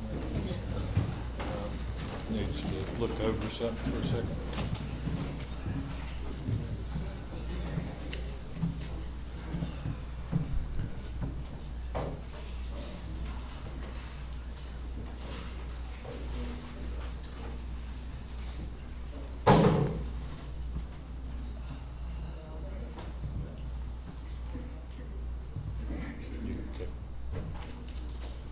All right, everybody have a seat.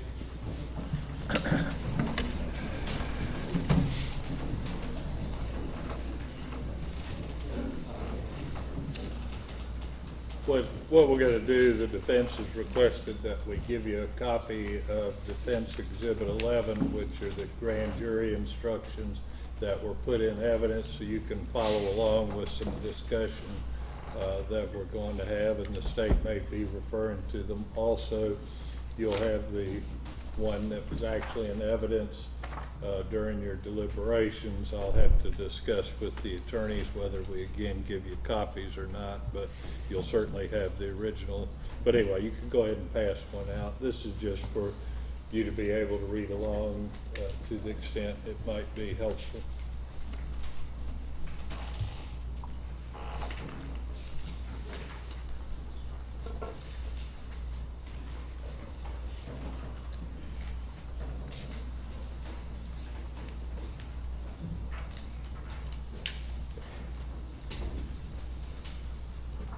Thank you. Ms. Garcia, you may proceed. Mr. Trussell, you had referred to a specific section. Which one was that? 4.9.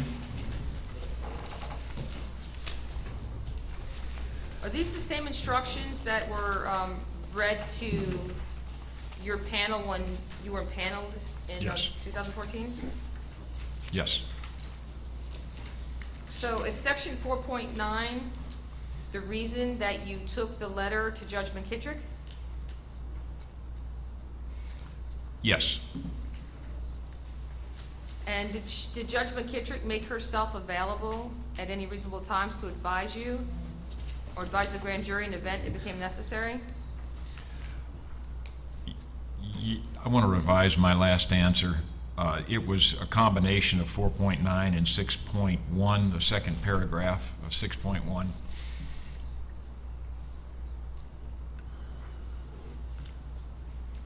So at that point in time, did you believe that there were irreconcilable conflicts between you as the grand jury foreman and the state attorney?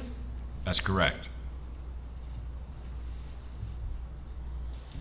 And did you understand this 4.9 and 6.1 to allow you to contact the court and let them know what the irreconcilable difference was? There's no specific instruction as to the process you're supposed to go through. And it's been my experience in private life as well as in the military, if you're not told specifically what to do, you're free to make up your own mind how you go about doing it. So yes, that's correct. I said, it's their duty. I'm to contact them at any time I feel necessary. They're responsible to respond. And it was over this issue, irreconcilable difference. So you went to the judge, and what happened when you went to her office with the letter? I walked in, her JA was there, this is Donna Kay, and the judge was in her chamber. And what happened in the office? I was talking to Donna Kay, and Judge McKittrick walked out. And what did you do at that point? I had my letter to her in my hand, and I turned to her and I said, Judge, it's good to see you. I have an issue of concern to the grand jury, and I handed her the letter. When did you find out that the letter was not read by Judge McKittrick and it was actually shredded? During our depositions, and I think it was the first deposition we did with Judge McKittrick was the first time I realized that she just disregarded the letter. Now, what did you do next with that letter? Well, her response made me feel like I was not going to get a response from her. I mean, she was not going to respond to my needs on this issue. That concerned me greatly. I felt very strongly that Mr. Siegmeister's actions before the grand jury were so far out of line that they actually violated statutes. And That's when I, And that's why you explained that in the letter to the judge specifically of what you believed were the problems? that's correct. And did you ever get any support from the court at all in dealing with this irreconcilable difference that you No. had? No, nothing. And at that time, did you know that Chief Judge Parker was in Taylor County and he was the chief judge of this circuit? Before that, I had no idea the man was even alive. When is the first time you met the chief judge? I've never met him.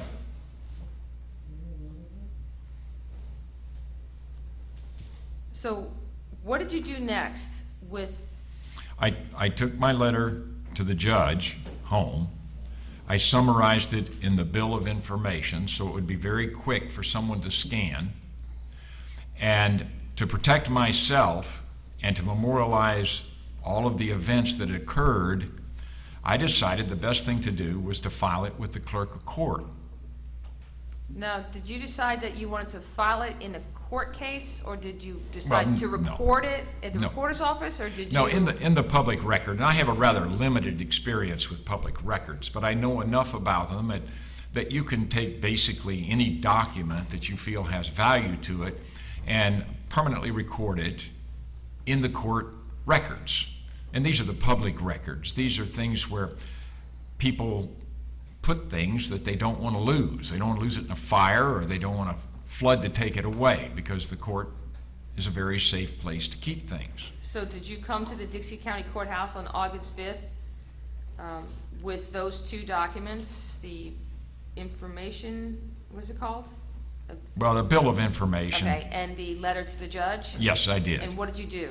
I Took to the took them courthouse? in, and I can't remember the clerk that I dealt with. Karen Leverett, I think, well, it was Cindy Hernandez, Okay. actually. I talked to her. I said, I just need to record these. And she took care of it for me. She charged me $70, $80 to do it, which I thought was a little rich, but I had it done, and I knew then that I had in the public record there was something that would protect me in the event anybody came at me later and said, you witnessed a crime and you did nothing about it. Now, what was the date of the I'm The sorry. information was on the 5th. Okay, so when was the next time that you came to the courthouse? It was probably around the 11th.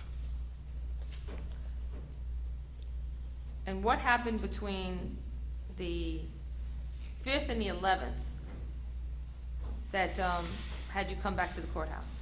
Oh, I came back with more information that I needed to give, letters, memos, whatever you want to call them, that I gave to, I needed to give to Dana Johnson, the clerk of court. Now, was your understanding at that point that Dana Johnson, as the clerk, was responsible for the grand jury documents? I had no idea who was responsible for them.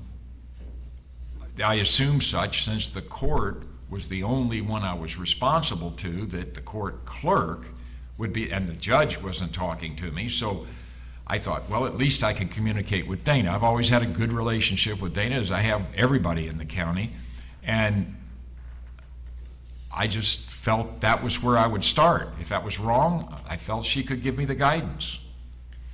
And did you, in fact, around that time, on August 11th of 2014, have a conversation with Dana concerning these filings that you had brought to the court? Yes. Tell me about the conversation that you had with Dana concerning this. Well, Dana returned to me the two documents. She said, Terry, I found out that these documents are not appropriate for public records, mainly because they relate to the grand jury. And this was my short-sightedness in it. I didn't think about the fact that I'm putting something into the public records that people could see. But I had to have it somewhere safe that was not in my hand, so in the event there were any repercussions from that meeting, there was something on paper. I had a paper trail that would validate whatever I said occurred. In our conversation, we came to the following arrangement. She said, what I will do is set up a special folder for you in my office. I will object to him testifying to hearsay. And that's- I'll overrule the objection. That could be certainly could be construed as impeachment of your witness. Proceed. Okay.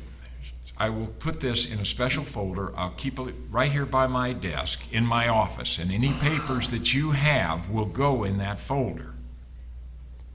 And that's what she did.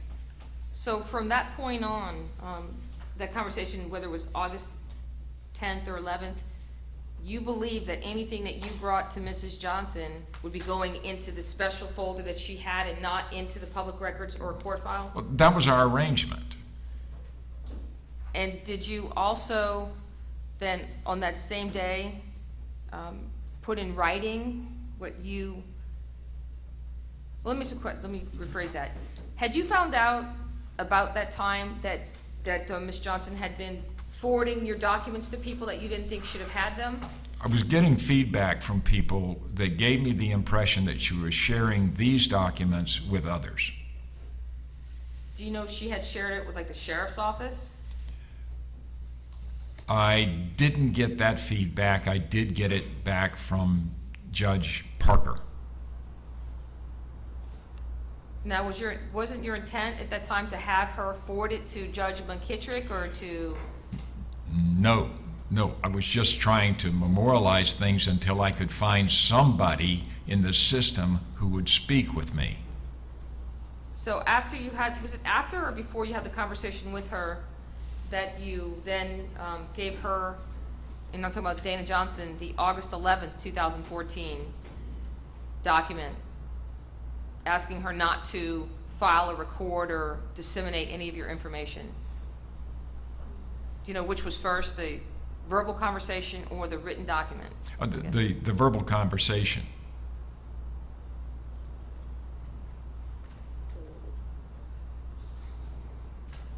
Did you have any assurances from Ms. Johnson at that time that these documents were not going to be disseminated or put in the public record? Or, I mean, the official That's two record? different things, I'm sorry. Okay, let me break it down. Okay, when you left that conversation, did you feel pretty comfortable that anything that you gave Ms. Johnson would be going straight into that miscellaneous file and not into the court records or not into the official records? That's correct. So you felt more comfortable being able to give Ms. Johnson documents at that point, knowing that they were going to be just held at her desk? I had hopes, yes.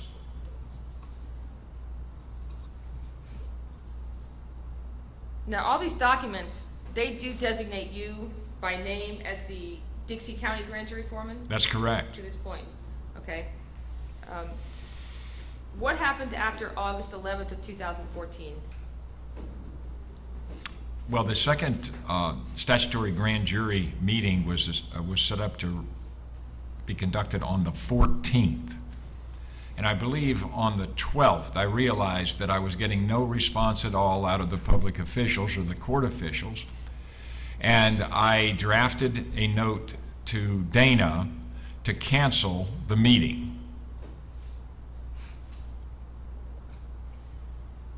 Then what happened after that? I'm sorry, in respect to what? The statutory grand jury, the Dixie County Grand Jury. Well, the notice had already been sent out. I had no idea who was on the jury, so I couldn't contact the people myself. All I could do was communicate with Dana. So my assumption was that the meeting on the 14th would be canceled.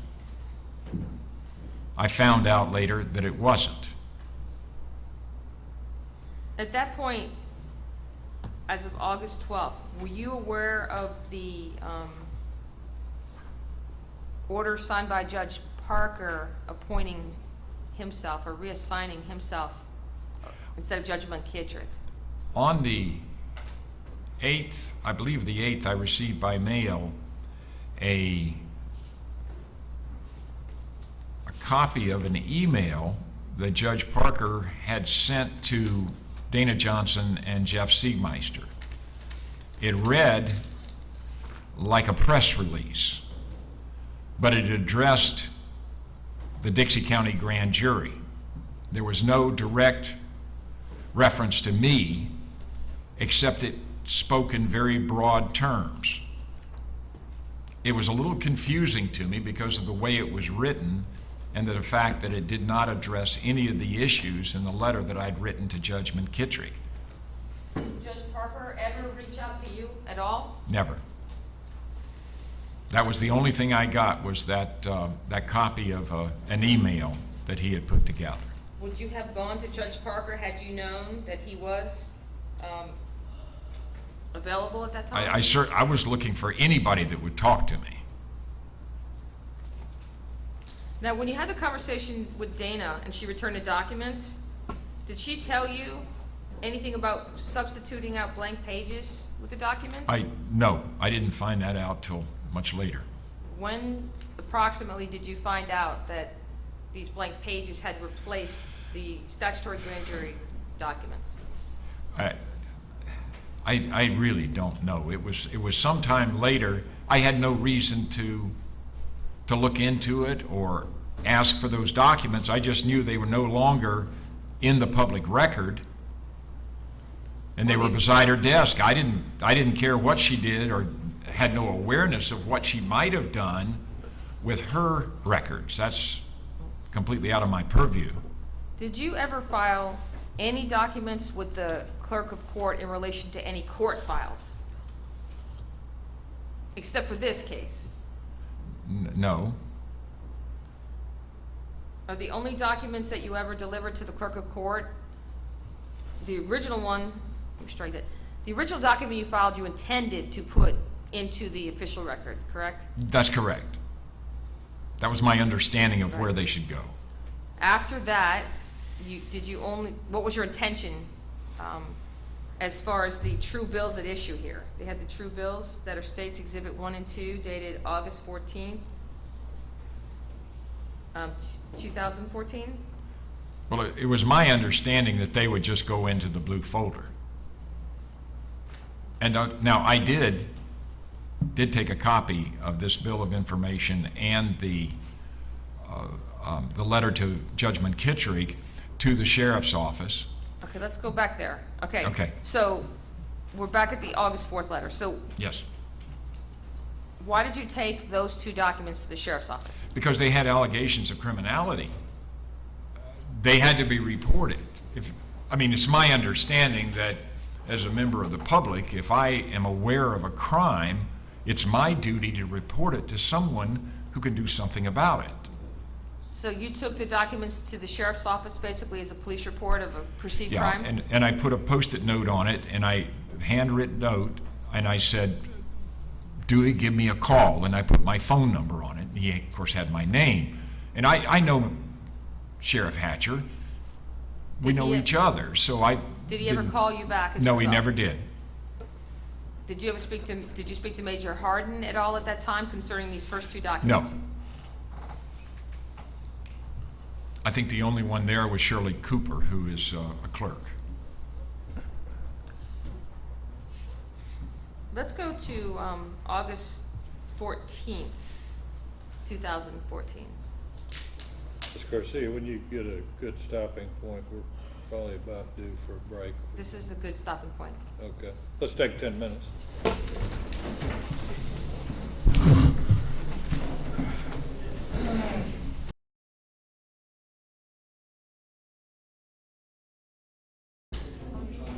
Court comes to order, all rise. Start the court's back in session. Let's have a jury, please.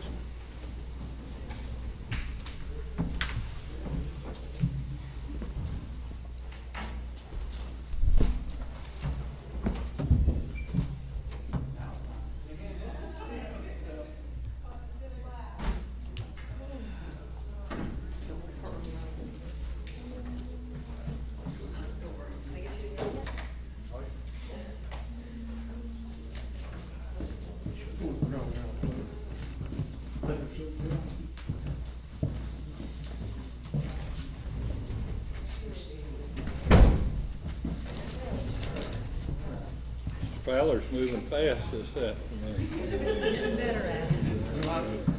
Everybody be seated, please. May proceed, Ms. Garcia. Thank you, Your Honor. Okay, I think we left off about August 14th, 2014. Can you tell me what happened August 14th, 2014 in the morning here at the courthouse? There was an assemblage of people, about probably 50, that wanted to make a statement about what was going on with the grand jury and the issues that they had tried to bring before the grand jury. So, were some of the, I'm sorry, let me let you continue. What happened? Well, they got together and decided that they would do a demonstration. And as such, they decided to form what they called the People's Grand Jury under common law in Dixie County, following the model that was established under the Magna Carta in 1215 AD.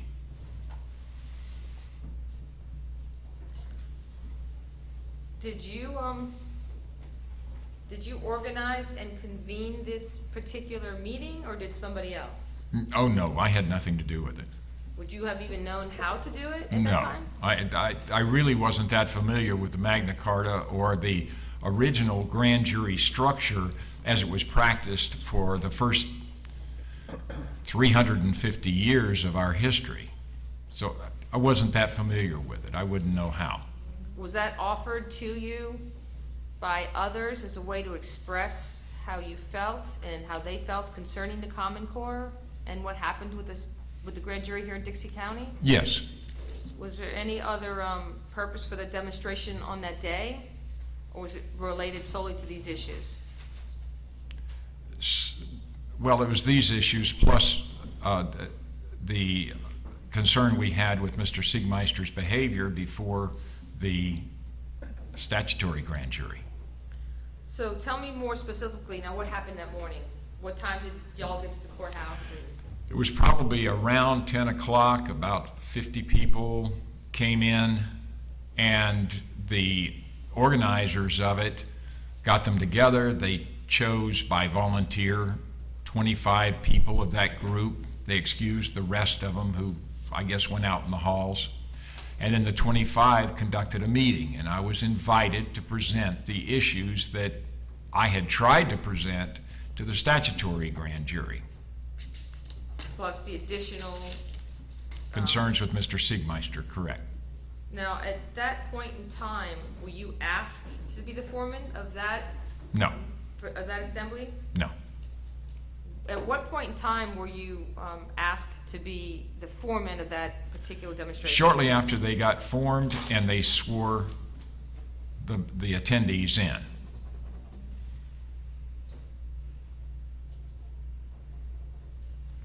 At that point, was there a presentation made by you to this group of people? Yes, I was invited to present the issues to them. They deliberated the issues, and then they voted. And they voted to produce they called it a petition. And the petition was expressing the opinion of this group of people of Correct. what they thought was wrong. Their findings of probable cause and recommendations for remedy. And that's what they were producing. Did you draft either of these two true No, bills? I had nothing to do with their creation. Do you know when they were prepared? Was it after the meeting? It was after the meeting was over. And do you know who chose the different violations that are alleged? Or I have no idea. was this document ever intended to be a bogus statutory grand jury indictment? It was simply a symbol of I guess the frustrations that the people were having, because the way they expressed it to me, they had been trying so long and so hard to try to get any public official to pay attention to their concerns. They thought, maybe if we step it up just a little bit, somebody will pay attention to us. So when these documents were they brought to you or given to you on the 15th of August? Yes. And at that time, did you come to the courthouse on August 15th in person? Yes, I did. And what did you do when you came to the courthouse with these 4 pages of the people's opinion? I took them to Dana Johnson in the clerk's office. My intent was, like everything else I had brought her, they would go into the blue folder, and I took a copy of it down to the sheriff's department because there were allegations of criminality. Now, when you took it to Ms. Johnson, did she always charge you when you brought items, even if they went in the blue folder? Yes, and the charges were varied. I mean, there was no consistency in how much she charged me. Sometimes it was $15, sometimes it was 15 cents. I never knew what it was going to cost me to have these things put in the blue folder. And did you actually get a refund from the clerk for all the documents? And that was the weird thing. It's like I would give her money and she would give it back. I just thought it was their system.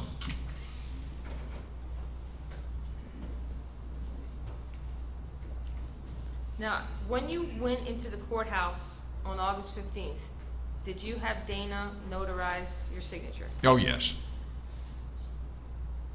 And did you hand these documents to Dana to put in a blue folder?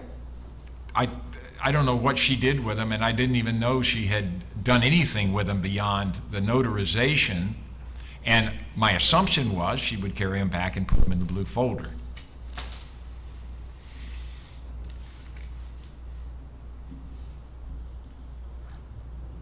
Similar to the other documents in the past, did you notice the book and page at the top of the first document?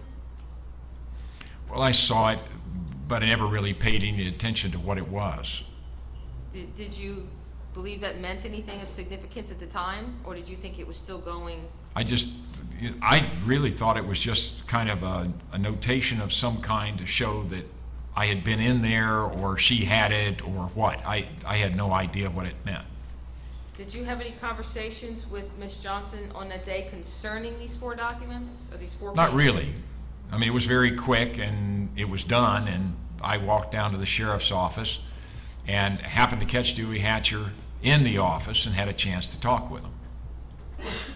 Now, these 2 documents were taken by you to Mr. Hatcher for what purpose? To start Because Sheriff Hatcher. there was on paper allegations of criminality. I mean, I take this seriously. When we say these 2 documents, I have no idea what we're talking I think let's be a little more Okay. specific, Ms. Garcia. Um, Talking about States Exhibit 1 and 2. States Exhibit 1 and 2, Yes. the August 14th true bills. What was your intention when you took it over to the sheriff's office? I was hoping that I could get a conversation with Dewey.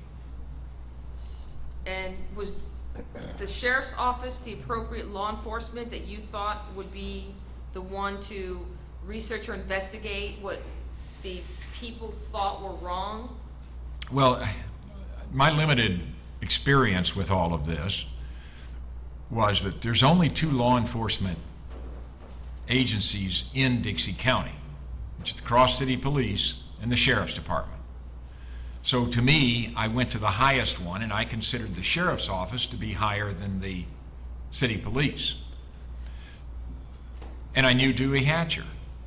So that's who I took it to. I knew I could sit down, I'm comfortable sitting down and talking with Sheriff Hatcher. Had you, in fact, I guess it'd be considered volunteered with the Dixie County Sheriff's Office? Yes, they have an auxiliary, as they do in a lot of these small counties, called the COP, or Civilian Observation Patrol, or Civilians on Patrol, whatever you want to call it. And it's just volunteers. We go out and, at our own cost, with our own vehicles, we go out and assist the sheriff's deputies at car crashes, or parking for funerals, or anything we can do to take some of the load off of the deputies. And did you volunteer as a COP up until this case was filed? Or to Yes, I was asked to leave after I got arrested. I was no longer fit for duty. Because of the arrest? Because of the arrest, yes. And I understood that. Now, on August 14, what happened in the afternoon in relation to the Dixie County grand jury? Well, I had not received anything that either the state attorney or Dana had canceled that meeting, so I hung around for it. And I knew, or maybe I just projected, that Mr. Siegmeister would come in and control that meeting too. And I knew that there was nothing else I could do with it. So what happened when you walked into the room for that grand jury meeting? Well, I was sitting there waiting when they all came in. He did exactly what he did before. He brought them from the gallery up to the jury box, seated them, and then invited me to come in, and I was sitting in the gallery, invited me to come in and put on the presentation that I had already notified the court was canceled. And I simply stood up and I said, this issue has been resolved.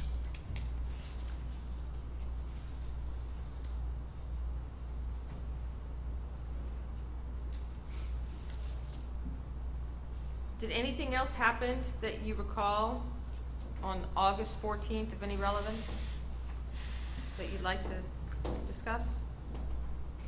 That's pretty ambiguous, Yeah. Mr. Yeah, it's Garcia. If you have a little something broad. specific you want to bring out, let's get to it. Is there anything else on August 14th that happened at the courthouse? Again, that's ambiguous.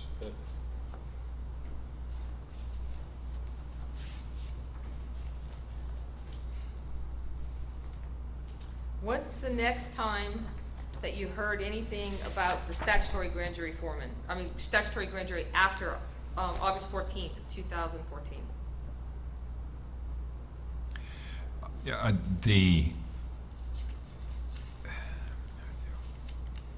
off the top of my head, the next thing I recall was on the morning of September 2nd, the day I was arrested, I received a letter from Judge Parker removing me as foreman of the grand jury. Now let's go back to after the 14th. Were you contacted by any law enforcement agencies in relation to the yes. two documents, Yeah, I'm sorry. States Exhibits 1 and 2? Yes, I was contacted on the 18th by telephone. This August was 18th? August 18th, yes. By August- telephone? By telephone. Who? By Annie White and Frank Linton.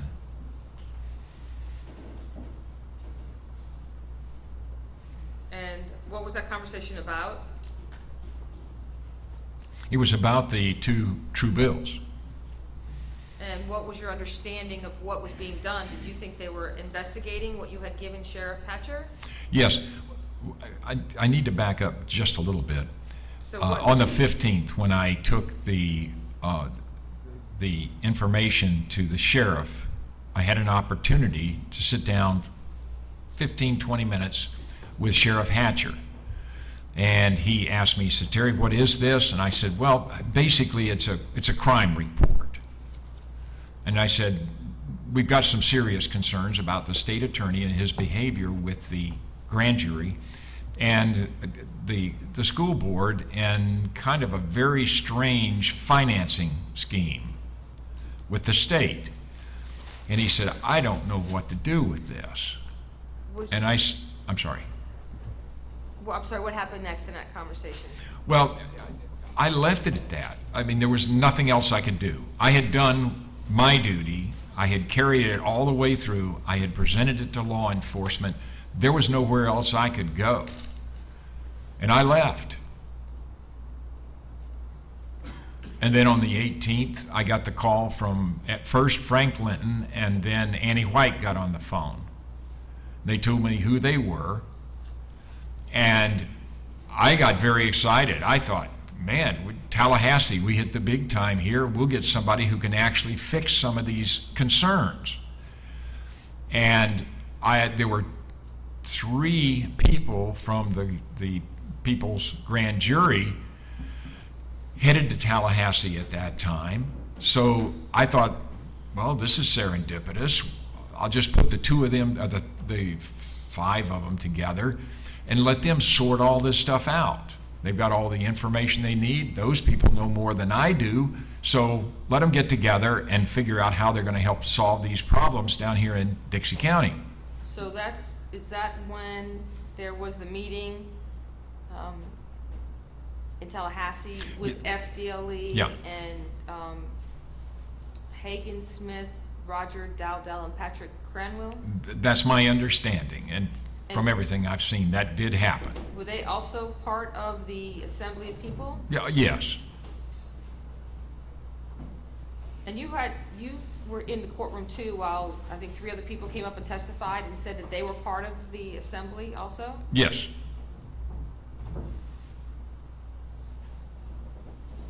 So back to August 18th of 2014. Were you going to Tallahassee that day for any No. reason? Do you know what happened at that meeting? No, I haven't, well, I've read the transcript of it, so I do know what happened and what was said, but I wasn't there, I wasn't party to it. At that point, from reviewing the transcript, did you have any idea that you were a target of any investigation? None. Had the police actually used a ruse to get you to speak? Or to try to get you to talk and meet with them? I didn't see anything as a ruse. I thought, here's law enforcement, these are supposed to be the top guys in the state. I figured we had finally reached a level of authority that could actually affect some change, make some corrections in what we saw were concerns here. Was your intent to protect the Dixie County School Board from being forced to, I guess, implement this plan that was costing the county money? The impression that I got, my understanding was that the school board here, including Mr. Raines, were under duress. This is the way it was presented to me and the way I perceived it. Mr. Alexander connected me with Tanya, I believe it's Howard, with the school board. She's the one who gave me the financial information as to what was being done and manipulated, and explained to me the frustration that the school board had with a forced arrangement from the state. Now, did you ever have any conversations with the 3 gentlemen that went to Tallahassee on August 18th about what had happened there? I had a conversation with 2 of them. Mr. Cranwell, I believe, was ill at the time, and I didn't talk to him, but I did talk to Mr. Smith and Dowdell. Based on your conversation with them, did you think or believe that FDLE was actually looking into the complaint? Oh, that we you were all guys had very prepared? excited. You have to let me finish. I'm sorry. Did you believe that they actually were looking into the complaint that the people had prepared? Yes, we were very excited. We were under the impression that, okay, now we're there. If we can just give them the information that we've got, it'll go. When was the next time you had heard from anybody at FDLE or the sheriff's office after August 18th, 2014? Well, I got a call from, I believe, Annie White, and she wanted to meet with me. And I said, okay, fine. I said, do you have any problem if I bring Mr. Smith and Mr. Dowdell? And she said, none at all. And she said, where do you want to meet? I said, why don't we meet at the courthouse? Why don't we meet in the conference room at the sheriff's department? That's convenient. So we did. So We you- set up the meeting for the 20th. You suggested that location? Yes, I did. So what happened then on August 20th of 2014 in relation to this meeting at the sheriff's office? The meeting was set up, I can't remember the exact times on it, but it was like at 9 o'clock or at 10 o'clock, whatever it was. And as it got close to time, we contacted, I think I called Annie on the phone, and she told me they were just leaving Perry. She and Mr. Linton were just leaving Perry and would be there. Perry's about an hour away. So we had some time to kill. Me and Mr. Dowdell and Mr. Smith decided we would go over and just sit at the sheriff's office and wait for them to come, and we could talk and visit a bit. So what happened prior to the meeting with, when the three of you were sitting there talking at the sheriff's office? Well, we really didn't get a chance to sit and talk. When we walked in, Annie White and Frank Linton came out of the back. I mean, it was less than 10 minutes from the time we talked to them on the phone. It was going to be an hour from Perry, and we were taken quite by surprise that they were already there. So we went right into the conference room. And at that time, did you have any electronic equipment with you? Any recording equipment or anything? I didn't have anything with me. And were you under the impression that the meeting would be recorded by FDLE, or did you think about it at the time? Or? Well, my experience with police is they don't do anything without recording it. And my assumption was, and I think all of us assumed the same thing, was that if we're going to have a meeting and we're going to be talking about a lot of stuff and dealing with details, they're going to have a recording. Was Mr. Linton, or Agent Linton, looking at his cell phone and doing things? Well, he had with it? a smartphone. I mean, I think Annie had one. I know, well, I don't know who else had one because they must have had them in their pocket or something. Now, I didn't pay any attention to it. I wasn't thinking that way. what happened at the meeting? Now, when you're sitting at the sheriff's office? Okay, the five of us were sitting at the table, three of us on one side, two on the other. It started out cordial, just to kind of get a feeling of each other, I think. And then we got into it. And the questioning was along the lines... Wait a minute, when you say you got into it, what do you mean? Well, we got into the subject matter. Okay. I'm sorry, we got away from the socializing. Okay. We talked about where we were from and accents and the usual kind of thing to Okay. get comfortable. And then we started on the subject matter. Okay. And my focus was on the issues in the true bills. I thought that's what we were talking about, was the content of the true bills.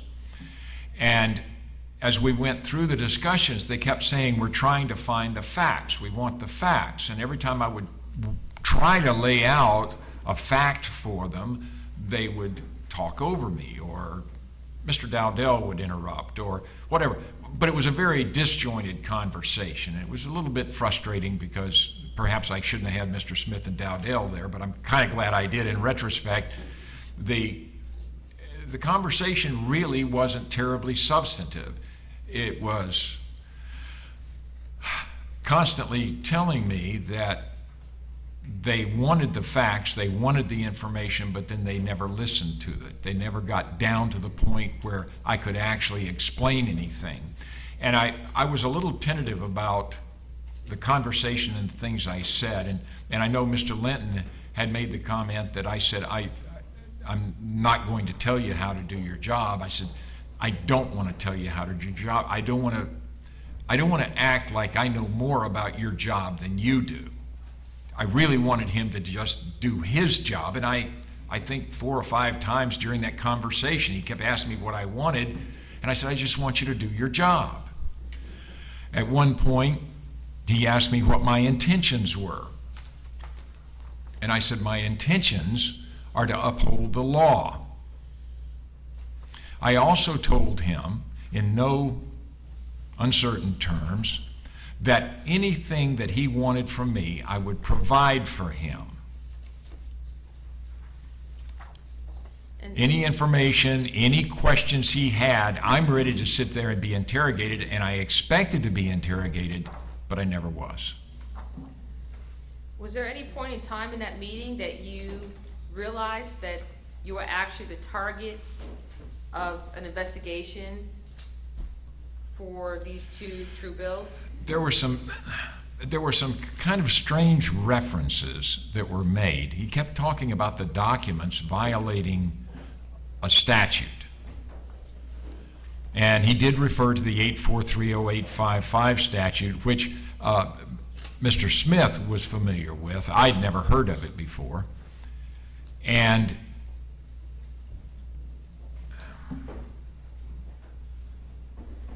I'm trying to remember exactly how all of that stuff went down, but I didn't understand what he meant, how a document could violate a statute. That didn't make any sense to me. I understand people's actions can do it, but a document, if it doesn't conform to a specific criteria, okay, it doesn't conform, but I didn't understand what he was talking about in how a document could violate a statute. Did you ever make any admissions that you intended to violate any law? Well, certainly not. Did you ever intend to violate any law? All I wanted to do was get help.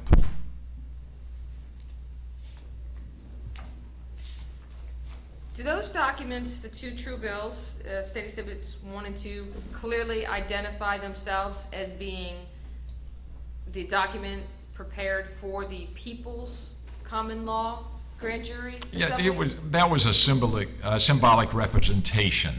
Calling it a true bill was a reference back to the Magna Carta and the grand juries of that era and of the era after grand juries were brought to this country from England and until around 1850s. Now, were you asked at all by anyone from FDLE if you impersonated a public official?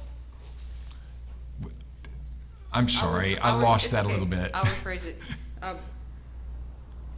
Did either agent from FDLE, Annie White, or Frank Linton ask you any questions about impersonation? It was never even, no. It wasn't an issue, it wasn't a question, it wasn't asserted in any way. And that document is clearly different than any documents that you had previously given Dana Johnson to put in. Well, it was Wait, produced let me yes. finish.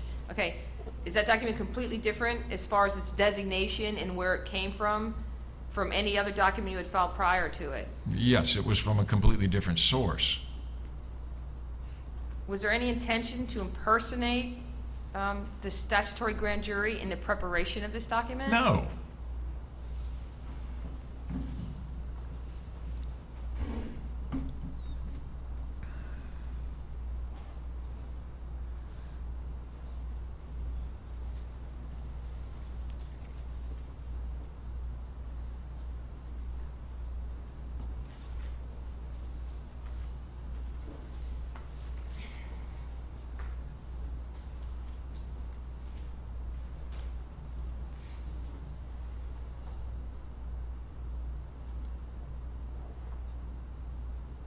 What else was discussed at the January 20th, August 29th. August, thank you, the August 20th, 2014 meeting at the Sheriff's Office? There was a comment that was made by Annie White. Apparently she had done some investigation into my background and had found that I had come to the FDLE with an issue in 2003. Was that discussed when you were at the Sheriff's Office? Yes, it was. Did that have anything to do with this case? The only reference was that she brought it in. She said, I don't understand if you're going to make allegations of criminality. You have come to us before when you had a problem with your business. But Why didn't you form your own grand jury and issue true bills then?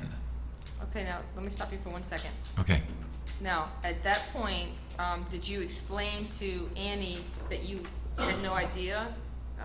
Or tell me, what did you tell Annie at that point? I guess Yes, is the best way to- I told her, I said, this doesn't even make any sense, that this is a completely different time, a completely different circumstance. I didn't understand how she dragged that up or even brought it into it. Did you, when they allowed you to explain about the Common Core, did you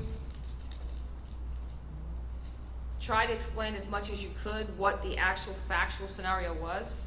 Oh, yes, I just gave her a quick overview of the Common Core situation and how it was creating problems for people. And, but it was a very general discussion. concerning Common Core. Did you, at that point, still believe that they were, and I mean they, FDLE, was looking into what was said on these two true bills? I was the actual intent- contents of the document? Yes, I was trying to give them information. I wanted them to understand what we were dealing with here so they had a background to build an investigation. When FDLE Linton was asking you about, what was your intentions with this document, did you explain to him that what your intentions were? Yes, it was to get somebody's attention.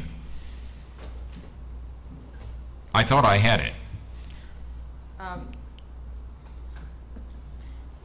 Did you ever make any admissions to either Agent Linton or Agent White that you filed these documents with the clerk of court? To me, that wasn't even an issue, and it wasn't. I don't recall it even being brought up. I mean, we were so far beyond the filing thought that I was more concerned about, okay, let's talk about the content of these things. Let's get into this and tell me what you need from me. That's where we were.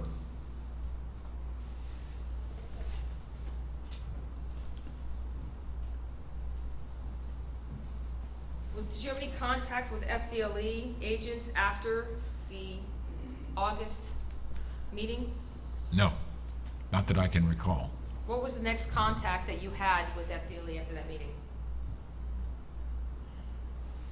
Or with any, I guess, law enforcement, I guess is a better way to put it. Well, they came to my home and put me in handcuffs, threw me in a car, and took me to jail. And did you make any statements to any law enforcement officers at that point in time? Well, I knew the guys that were arresting me. They knew me. Who arrested you? Danny King and an Officer Wimberly, whom I didn't know before that. I'd seen him around, but I had never met him. But Danny King, I've known ever since we've been here. And how did they treat you when they arrested you? Very respectfully.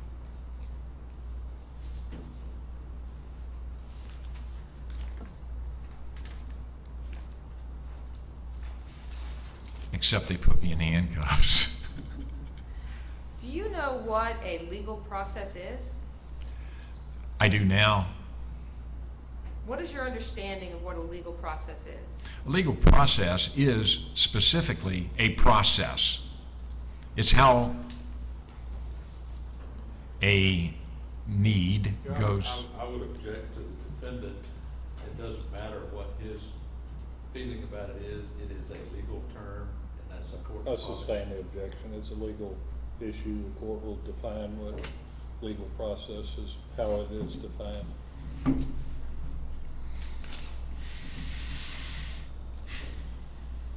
Did you simulate a legal process directed at Jeffrey Siegmeister? Absolutely not. Did you know or have any reason to know that that legal process was fraudulent? There was no legal process. Was there any fraud? No.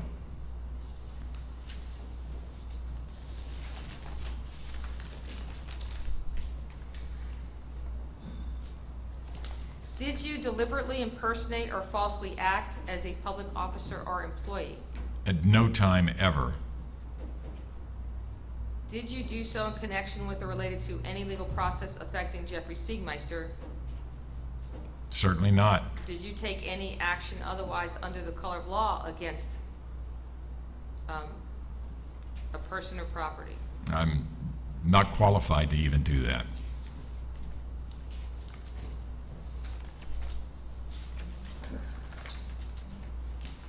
Did you falsely act under the color of law? Never. Was your actions in these two true bills taken as a citizen assembling and expressing your opinion along with the 25 other people that were in the room? It was a symbolic demonstration. It was a petition to our representatives, exactly as we're guaranteed the right to in both the state and the U.S. constitutions. As a citizen, do you believe you have a right to petition your government? Absolutely. Did you influence, intimidate, harass, or retaliate against, or hinder, or attempt to hinder Timothy Alexander, a public officer or employee, involving the discharge of his official duties? Absolutely not. And did you do so through a simulated legal process? No. Did you influence, intimidate, harass, or retaliate against any of the people listed in the 14 charges against you? Absolutely not.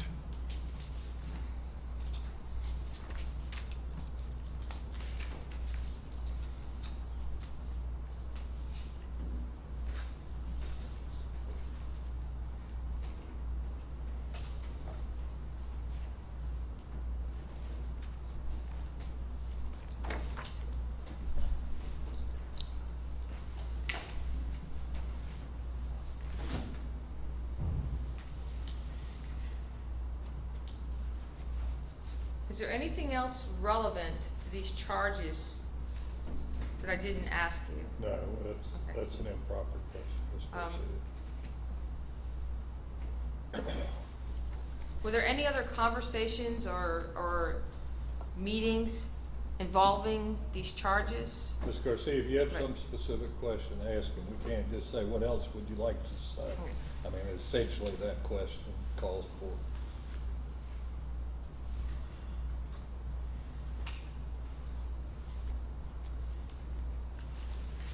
Sir, I need to stand up.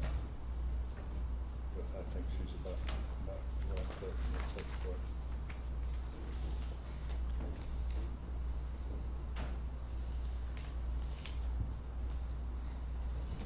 Have you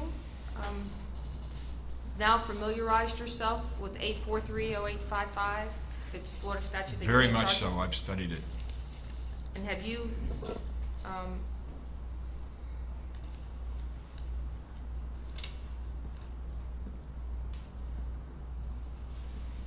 I'll strike that.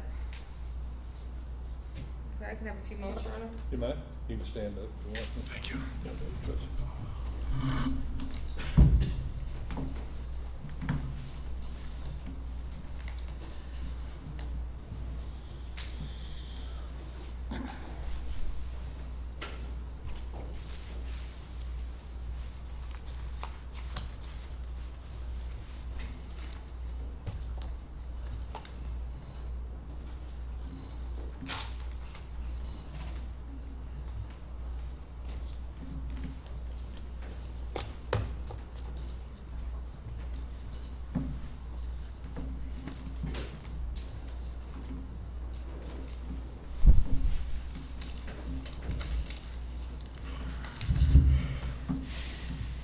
Okay, I have no other questions of this witness at this time, Your Honor.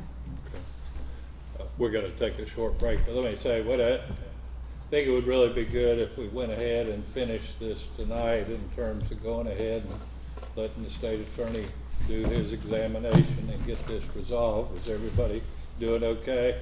Yeah. Okay, all right. Well, we take about 10 minutes and we'll get started with parole.